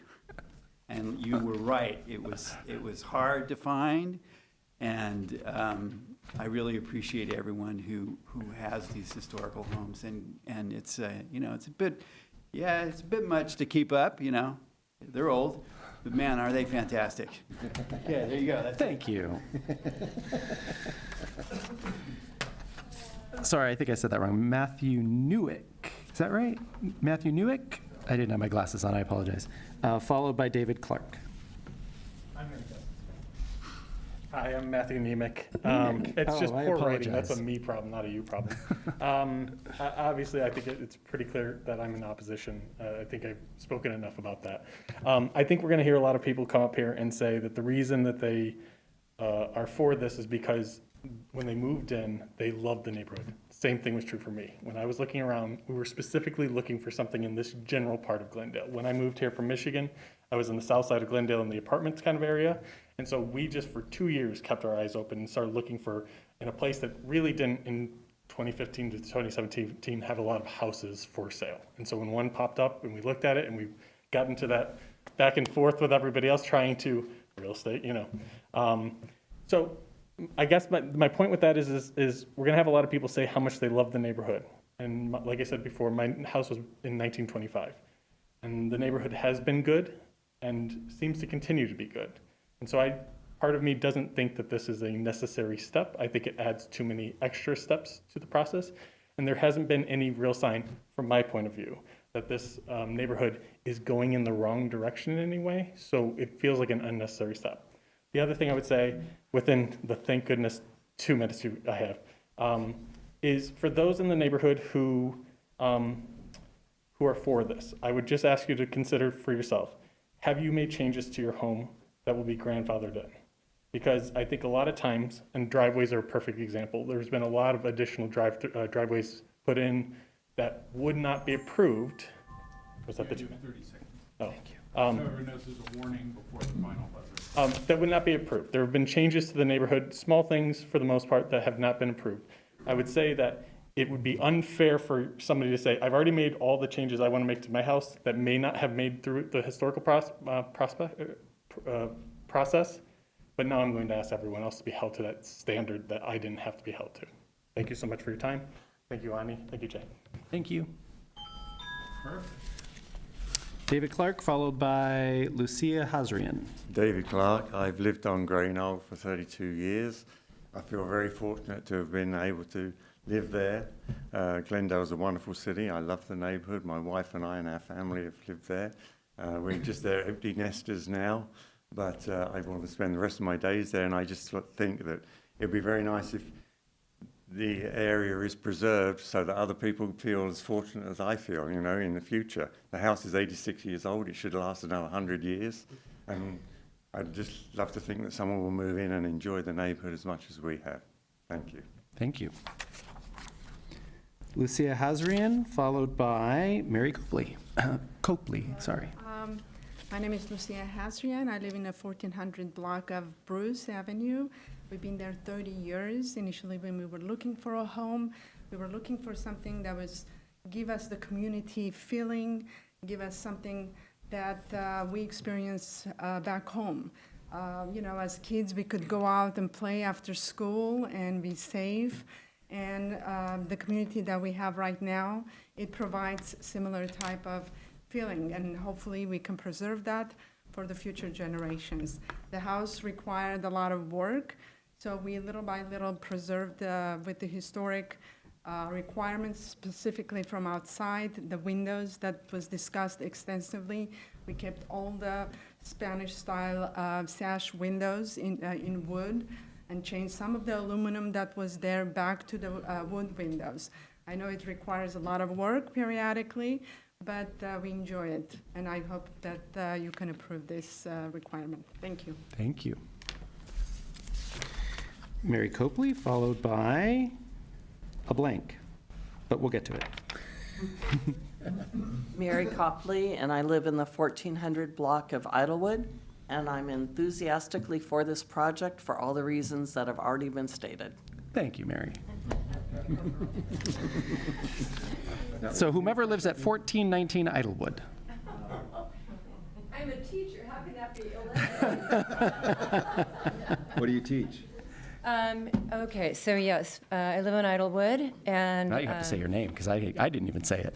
Annette Banks Thank you. is my name. Thank you. And I'm enthusiastically for this process. When my husband and I were looking for a home, it took us 2 years to find a home that was architecturally intact as it had been intended by the builders, and on a street that was largely intact. And we love the harmony of our neighborhood and the community in which it resides. We love the back and forth that has been created by the neighborhood as we come together in this process. I think it's relevant that we are probably the only working class neighborhood to be designated, and I think that's important, that we are the neighborhood of the teachers and firefighters and police officers who are going to be serving the larger Glendale. So I'm enthusiastically in support. Thank you. Thank you. Michael Fedrick, followed by Ray Shanuzzi. You're going to have to correct me when you come up. Michael Fedrick. Okay, yes, it does say here, in case I'm not able to stay long enough, I support the Cleveland Knoll Historic District. So thank you, Michael. All right, Ray. Hi, Ray. It's Shennesee. Shennesee, thank you. It's a tough one. Thank you. So anyway, 30 years ago, as a financially challenged animation artist, I fell in love with the historic homes in Glendale, and I looked at like over 30 homes, looking for one that was intact, you know, and something to restore. And so over the years, it's taken a lot of work, and I have the parts that weren't original, I've tried to get back to original.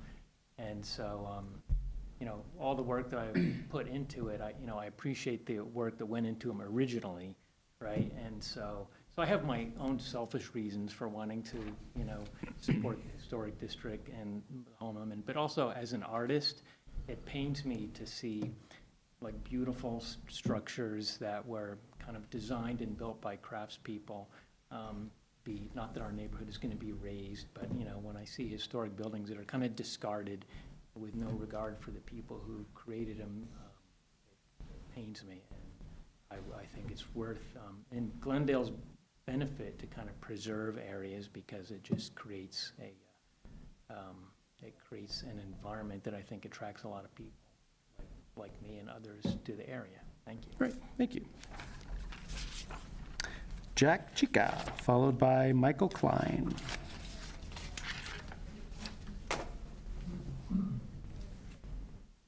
Hi, I'm Jack Chica. I live on the 1400 block of Cleveland, one of the folks with our neighborhood team that contributed to the application. We first started talking about Cleveland Knoll. I'd heard something about it about 15 years ago and discussed it off and on over the years. And then about 2 years ago, when the South Cumberland Heights Historic District was going through its process, we decided it's time to really research this. And one of the things that impressed our team as we did the research is not only the rich history of our neighborhood, but also the rich history of Glendale. As we went through thousands of pages of digital archive photos and stuff, understanding that life goes on, neighborhoods develop, cities grow. But one of the things that impressed us, not only about Cleveland Knoll and how it contributed, we feel, to socioeconomic diversification, because property, as Jay was saying, property values were capped as they first moved in. We think it was a huge contributor to the continued growth of Northwest Glendale. But also, we've heard again, and we saw at the city council meeting a month ago, some of the concerns about the negative impacts of historic districts. And as we researched it, right now there's over 80,000 dwellings in the city of Glendale. And if you look at the list that Jay and Ani just presented, if you take all 9 existing historic districts and the 3 that are either proposed or pending, that amounts to about 2,500 dwellings. If you work the math, 3% of the dwellings in the city of Glendale are in historic districts. We think that's a huge contributor to preserving and protecting the history of the city, and we think that's an important thing to do. So I'm in favor of Cleveland Knoll. Thank you. Thank you. Michael Klein, followed by Alan Dish. Hi there, Michael Klein, 1400 block of Bruce Avenue. I've, for the last 2 years, organized National Night Out, had great turnout. It really is a sense of community. I'm friends with everyone around me. And I remember, about 12 years ago, woke up and there were these pink X's on a bunch of our trees that were designated to be chopped down. And I got 2 TV stations on the case, and I got a bunch of neighbors, and we went to the city council, and we were able to, after a review with an outside arbiter, save more than half of the trees that were designated to put down, and they went through the trouble of taking those pink X's off the trees. So, when I first moved in 16 years ago, there was 2 people brought me baked goods to say hello. It just feels, it's like, am I on a TV show? Is this like real? And it is real, and I love it. And I couldn't afford it when I bought it, and I still can't afford it, but I will do everything I can to preserve it. So thank you. Thank you, Michael. Alan Dish, followed by Holly Stocking. Historic Preservation Commission, good evening. My name is Alan Dish. Honored to be here. I'm only here to say, I'm sorry I couldn't make the last meeting, but thank you, Chair Crognati, for addressing my comments last meeting about historic districts. I only spoke about them because I'm interested in them and because the only other person to speak that day at City Council was Mr. Alan Durham.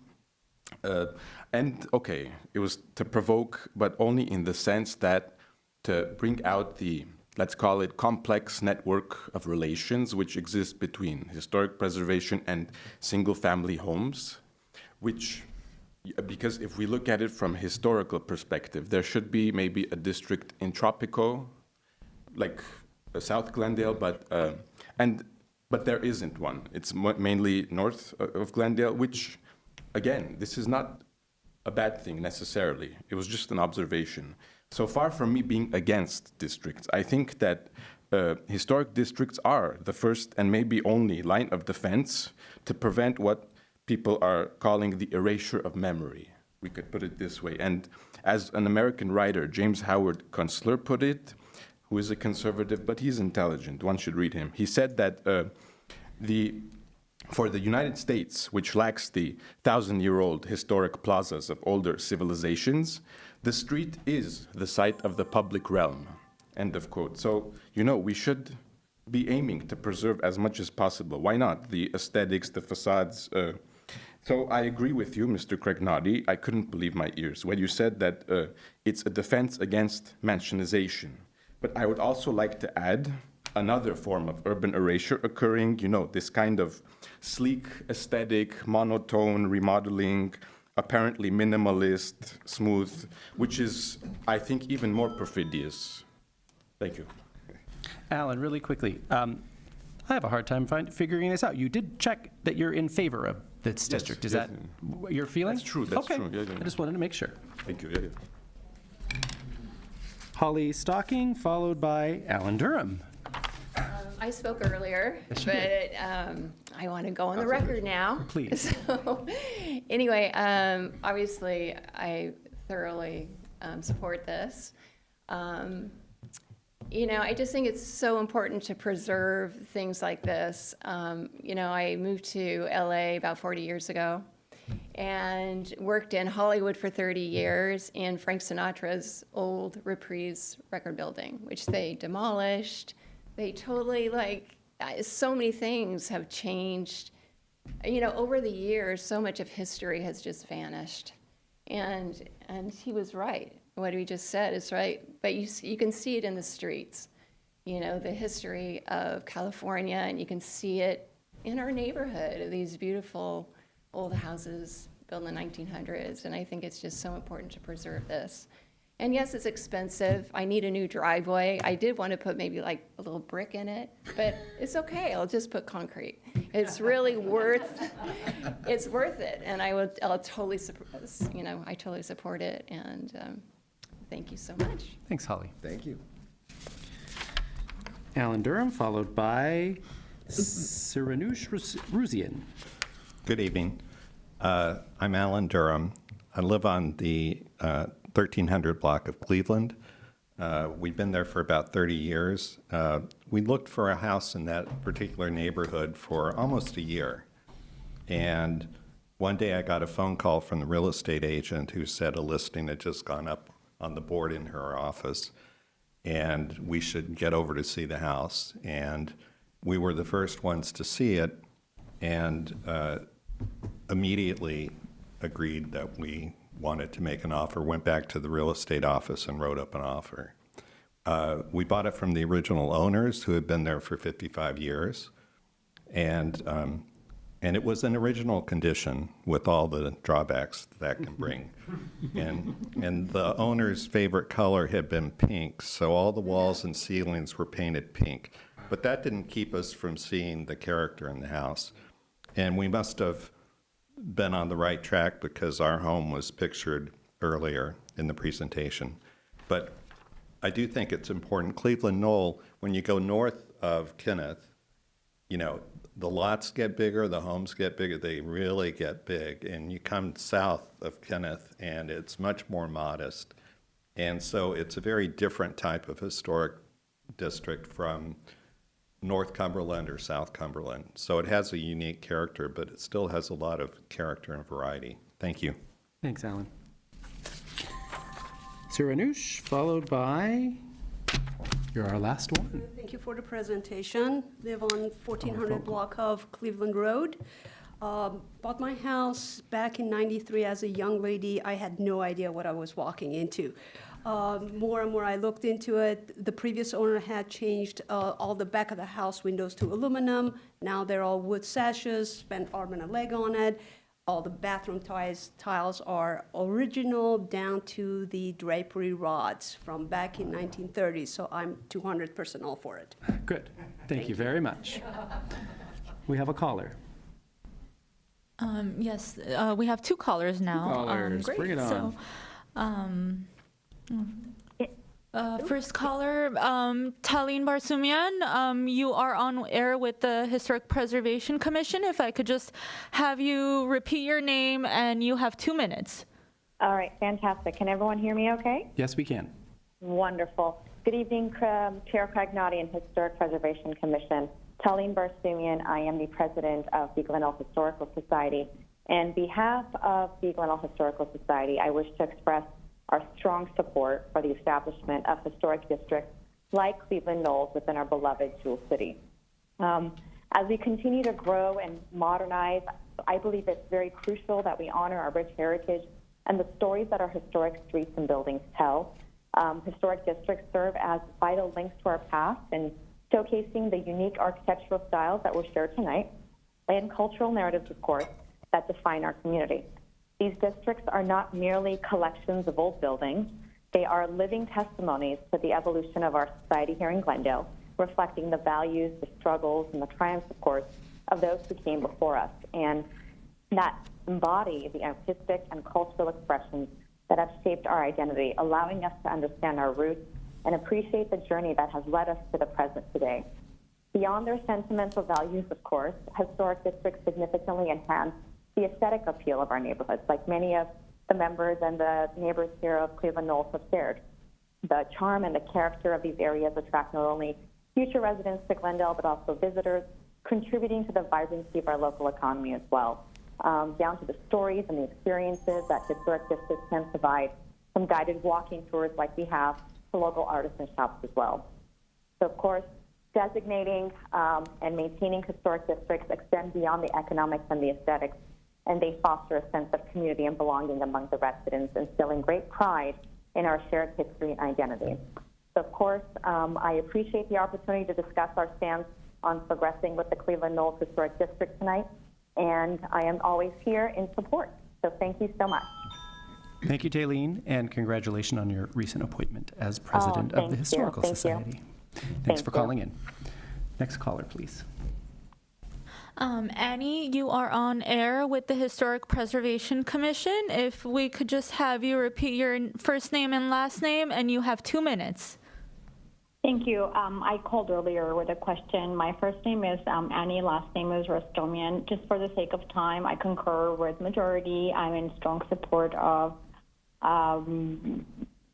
voting yes to all the things we discussed, and not only just for the aesthetic appeal of our communities, but just to show our younger generation that what we preserved is given to them to preserve as well.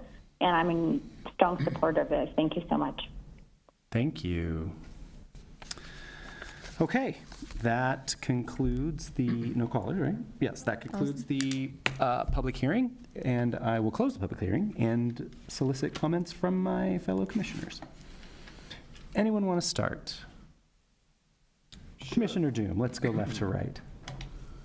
Okay, I would very briefly like to say that I received 27 communications from the community about this proposed district, and all 27 were in favor. And some were very amusing to read. I enjoyed reading, for example, Carol Brusha, who almost be 100 years old living in her house. I got Alan's email for over 30 years. Lola Archer's lived there since 1962. Patricia Price, over 60 years. One of my favorites is from Mona Apana, who fell in love with a house in 1992, but bought a different house because that house wasn't for sale. but lived in the same district, and that same house appeared on the market again in 2007 and bought that house, so she's very happy in this sale, live in the same district. And I think it's great you all came out here this evening. I agree with all your statements, and I'm not going to add anything more or detract what you said, so I thank you for your participation and look forward to voting on this district shortly. Thanks, Nick. Jeffrey, any comments? Yeah, my only comment is that I, as part of this commission, that I really appreciate the democratic process of all of this, and I think it's very, very positive, and as well as the comments from the community, from the neighborhood. Thank you, Jeffrey. Daniel. Sure. So again, I want to extend my thanks to everybody who came out in opposition, in support. It's very late, but I really do appreciate this democratic process also. I have a couple of specific questions about this particular district for Jay, or it may be the gentleman who did the historical research. I'm curious to know, is this the only sort of early era intact working class neighborhood that's intact that you think would qualify as a district in Glendale? Is it unique to the city? No, not in terms of the housing stock. It seems there was a covenant specifically put in place to limit the value, the cost of the houses that were built there. That's the first time I've heard of that. I can't say it doesn't exist anywhere else. When you look at Cottage Grove Historic District, the houses are probably even a little more modest than what we see in Cleveland Knoll, and that's a sign of the expected income levels of people buying those houses back in the day. So we'll probably find out more, and it's an issue that we're gonna, because along with this historic district, we're also on the verge of having a study done of the east and west portions of Glendale that are the areas above the 134 freeway. And then we're also going to have a survey done of North Glendale, the area in the Crescenta Valley. So when all of that's completed, we're going to have a full historic overview of the city from South Glendale all the way up to the San Gabriels, basically. And that's the kind of thing that probably could be more easily looked at in that broad kind of overview. So we're pretty excited, but the fact that we know about this covenant will definitely include that in the discussion, and the same survey team is going to be doing this survey and the big survey, so that information is going to be cross-pollinated. Okay, thank you. One of the observations that I thought was interesting when looking at the diagram of the decades in which these houses were done was that most of them, I think in the period of significance, were done in the 1930s, which I think is really interesting because, of course, that's not necessarily an economic boom time for the history of the United States. Yet it's fascinating that more were done in the 30s than there were in the 20s or the 40s, which includes, of course, the post-war era. I thought that was quite fascinating, and I look forward to learning more about why that was the case. What we found in most of our districts, it's not that there were more houses in the 30s, this might be unusual that way, but there was a surprising level of development in the 30s. So what do I tell myself? I say, well, LA had industries that were kind of depression-proof in oil, in movies, in aerospace, perhaps, what became aerospace. So that's a possible reason why we had more development during that time. But again, that's something hopefully our survey team will kind of focus in a bit on. I noticed that, and I just, a couple of things. I want to make a general observation that, in the city of Glendale, it is within the ordinance. The criterion of eligibility are not something arbitrary. They're not something we decide here. They're in the ordinance enables. The ordinance lays out very, very squarely and specifically what the eligibility criteria are for districts. And I did look it up. We were chatting about this. There is a set for districts, and then there's a set for individually listed properties. They're very similar, but I just wanted to know. ultimately a district becomes a historic district not just because it's cute, and not just because it tells a story. It has to meet the criteria. And I am very, I'm very curious to see how, I mean, the preliminary case has been laid out, and I think that's a very good preliminary case. But I'm really curious to see what the consultant finds, and I'm curious to see if the criterion it ends up meeting are the ones that the staff has preliminary, or how it goes about that. Because, and I emphasize the criteria because that's what grounds this. Something cannot just be cute. You know, it has to be grounded in criteria of significance. It has to be historically significant. And with what I'm learning about Cleveland Knolls, I'm very fascinated by this worker housing aspect. I'm thankful that Glendale has options for landmarking districts if that's what the majority of the people want. And even that, to reiterate, is a very democratic process. One person can't just randomly say, I want this, and one person can't just randomly say, I don't want this, if the majority want it, or vice versa. So I find it very fair. Jay, you've been here since what, 2008? Is that right? When did you start? 2007, Dan.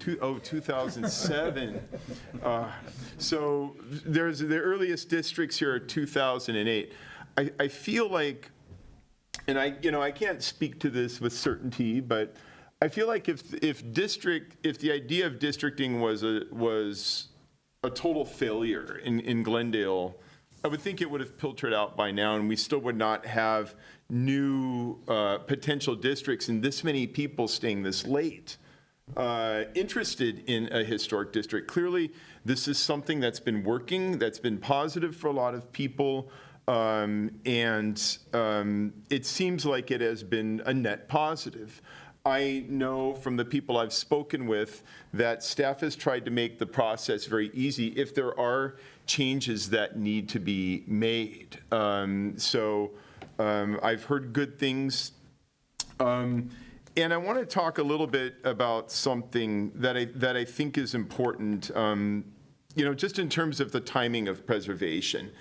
As Matt mentioned, there may not be a reason there may not be a reason to do this today. But I was in a group called the Los Angeles Conservancy's Modern Committee for years.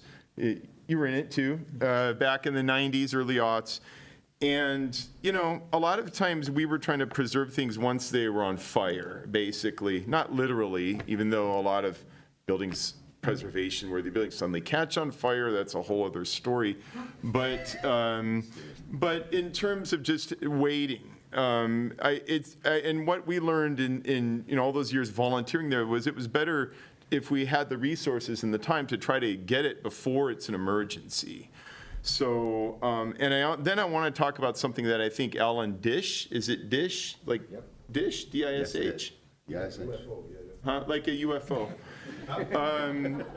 I really think that explains a lot. I think you brought up a very, and that's okay. I landmarked the Integratron, if you're familiar with that. It's a UFO. I wrote a history of ufology in Southern California as part of a nomination. So I did, yeah. But I think Ellen brought up a very good point that I want to reiterate that he brought up, in that sometimes with districts, it's not so much that a bunch of things are being demolished for a starter castle or some big egregious thing. What I see a lot in throughout LA, especially in other places, are these renovations that keep the old building, but they're horribly insensitive. I feel like I'm seeing a lot of Spanish buildings stripped of their features, painted black for whatever reason, black and white, with sort of this very sort of hyper-modern fencing around them. That doesn't seem right. It's sort of this trend in minimalism that may come and go, and that may not the tastes and if certain tastes of the market. A lot of times the tastes of the market are very fleeting, and they don't age as well as if you just left the original house alone. Something that seemed great in 1985, you look back now and they may be thinking, wow, why did we mess up that 1920s building in 1985 or in 1996? At the time, whatever we did to it in 1996 seemed so right. And there should be flexibility for people to have some, give and take with what they want. But also in a historic district, there's an understanding that if you decide to live in one, or if you vote, if ultimately this is what ends up happening, that the extra effort it takes to keep the character defining features of the contributors, and perhaps some of the extra money, is worth it versus the surprises that could otherwise happen next door. And on that note, and I mentioned this last time when we talked about Verdugo Woodlands, there's a website called placeeconomics.com. There's been a lot of studies done on the extra value of historic districts. It's anywhere from 5 to 30% in most cases, because those houses, there's a consistency there where the consistency is kept. And there's a stability of the housing stock. And people find that predictability attractive, knowing that in all likelihood there's not going to be an egregious change. So historic district properties tend to be more valuable. There's been studies done by that. And I would encourage anybody who's interested in this to look at placeeconomics.org, Donovan Ripkema. Anyway, for where we are today, this is all very preliminary. I mean, let's not forget that what, I of course will be supporting moving this forward. And I'm curious to see what the consultants come up with. And again, I want to thank everybody for coming tonight, and thank you for staying so late. Thank you. Thank you, Daniel. Thank you, Daniel. You're welcome. You're welcome. Those were very thoughtful comments. I'm certainly not going to try to pile on top of that, because he does always a very great job. I am very much in support of this. I think the case has been made, which is the purpose of this step. Even at this preliminary step, I think the case has been made that this at least warrants further and deeper investigation. So I do want to just address the very popular Mr. Dish one more time. I don't remember exactly the comments you were referring to, but I do want to clarify one thing. My position in supporting historic districting is not an attempt to curtail mansionization, because it's very clear that everyone understands that historic properties within historic districts, the overlay itself will not control how big a house can get next door to you. Please understand that. That were some of the comments we received when we were reviewing the house on Rossmoyne. Neighbors were saying, but I thought we're in a district. How come it can be so big? That is not.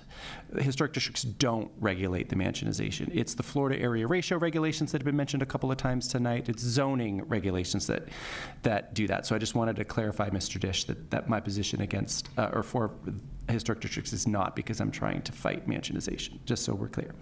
With that, do I have a motion on? Let me just interject really quickly. Your charge tonight as a commission, and all these comments are great, but we have certain thresholds and criteria that need to be met, or you need to express that you believe they've been met in order to move this forward. So if you might want to poll your colleagues and say, do you believe that the information in the application establishes that it looks very likely, or it looks likely that these criteria and thresholds have met, thresholds being over 60% contributors, criteria being at least one of the 7 criteria for designation, just to kind of formalize your talk. So, can I just say something really quick?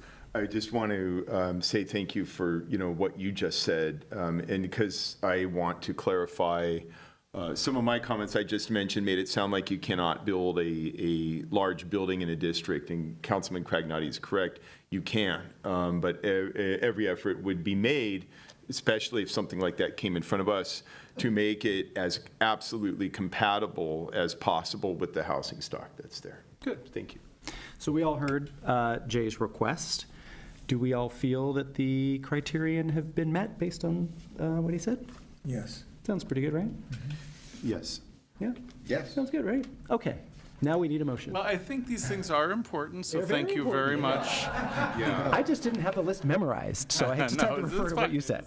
Just need to reel it back sometimes. So do you want to give us just an idea of what exactly the motion should sound like? So that when someone makes it? Yeah, similar to what I Because we just don't said. make these motions very often, folks. And Ani and I were just talking about this. We're going to be writing out standardized motions for you all for We future, appreciate that. future hearings. In this case, the motion could be that I move to recommend, or I move to move the proposed Cleveland Knoll district forward in the designation process because it appears to meet the designation criteria and thresholds. Also, just to add, would we want to also add to authorize staff to work with the historic preservation consultant Oh, on and the to move survey? forward, yeah. So this one's a little weird because we're already working on the contract for the consultant, but authorize us to move forward with the contract. Thank you. Who got that? Got it, Jeffrey? I think- Jeffrey's writing down. It looks like he's got it. I've got part of it. Okay. We're gonna. Between the two of you. I think You got it? I think I got it All in my right, head. let's try it. Let's see if I got this. Okay. Go ahead. That part I got. I move to forward the proposed Cleveland Knoll Historic District for preservation consideration as the district appears to meet eligibility criteria A, G, and H of the City of Glendale Historic District Ordinance. In addition, I move to support the funding of a historic consultant to study the proposed Cleveland Knoll Historic District because it appears to meet criteria, district criteria A, G, and H. With your permission, Daniel, Paul, Mr. Commissioner, I'm sorry, we might edit that down a little bit in our. Go ahead. So, Okay. but it's, you got the point through perfectly, so. Do we have a second? I'll second. All right. Ani, roll call, please. All right. Commissioner Doom? Yes. Commissioner Head? Yes. Commissioner Paul? Yes. Chair Cragnotti? Yes. Motion passes 4-0. Thank you very much, everyone, for being here tonight. guys. Very good job. Jay, do we have any community development department updates? We do not. Okay, well, you made it all the way to the end. We are officially adjourned. See you next month. It is 8:45. Yay. We got out of here before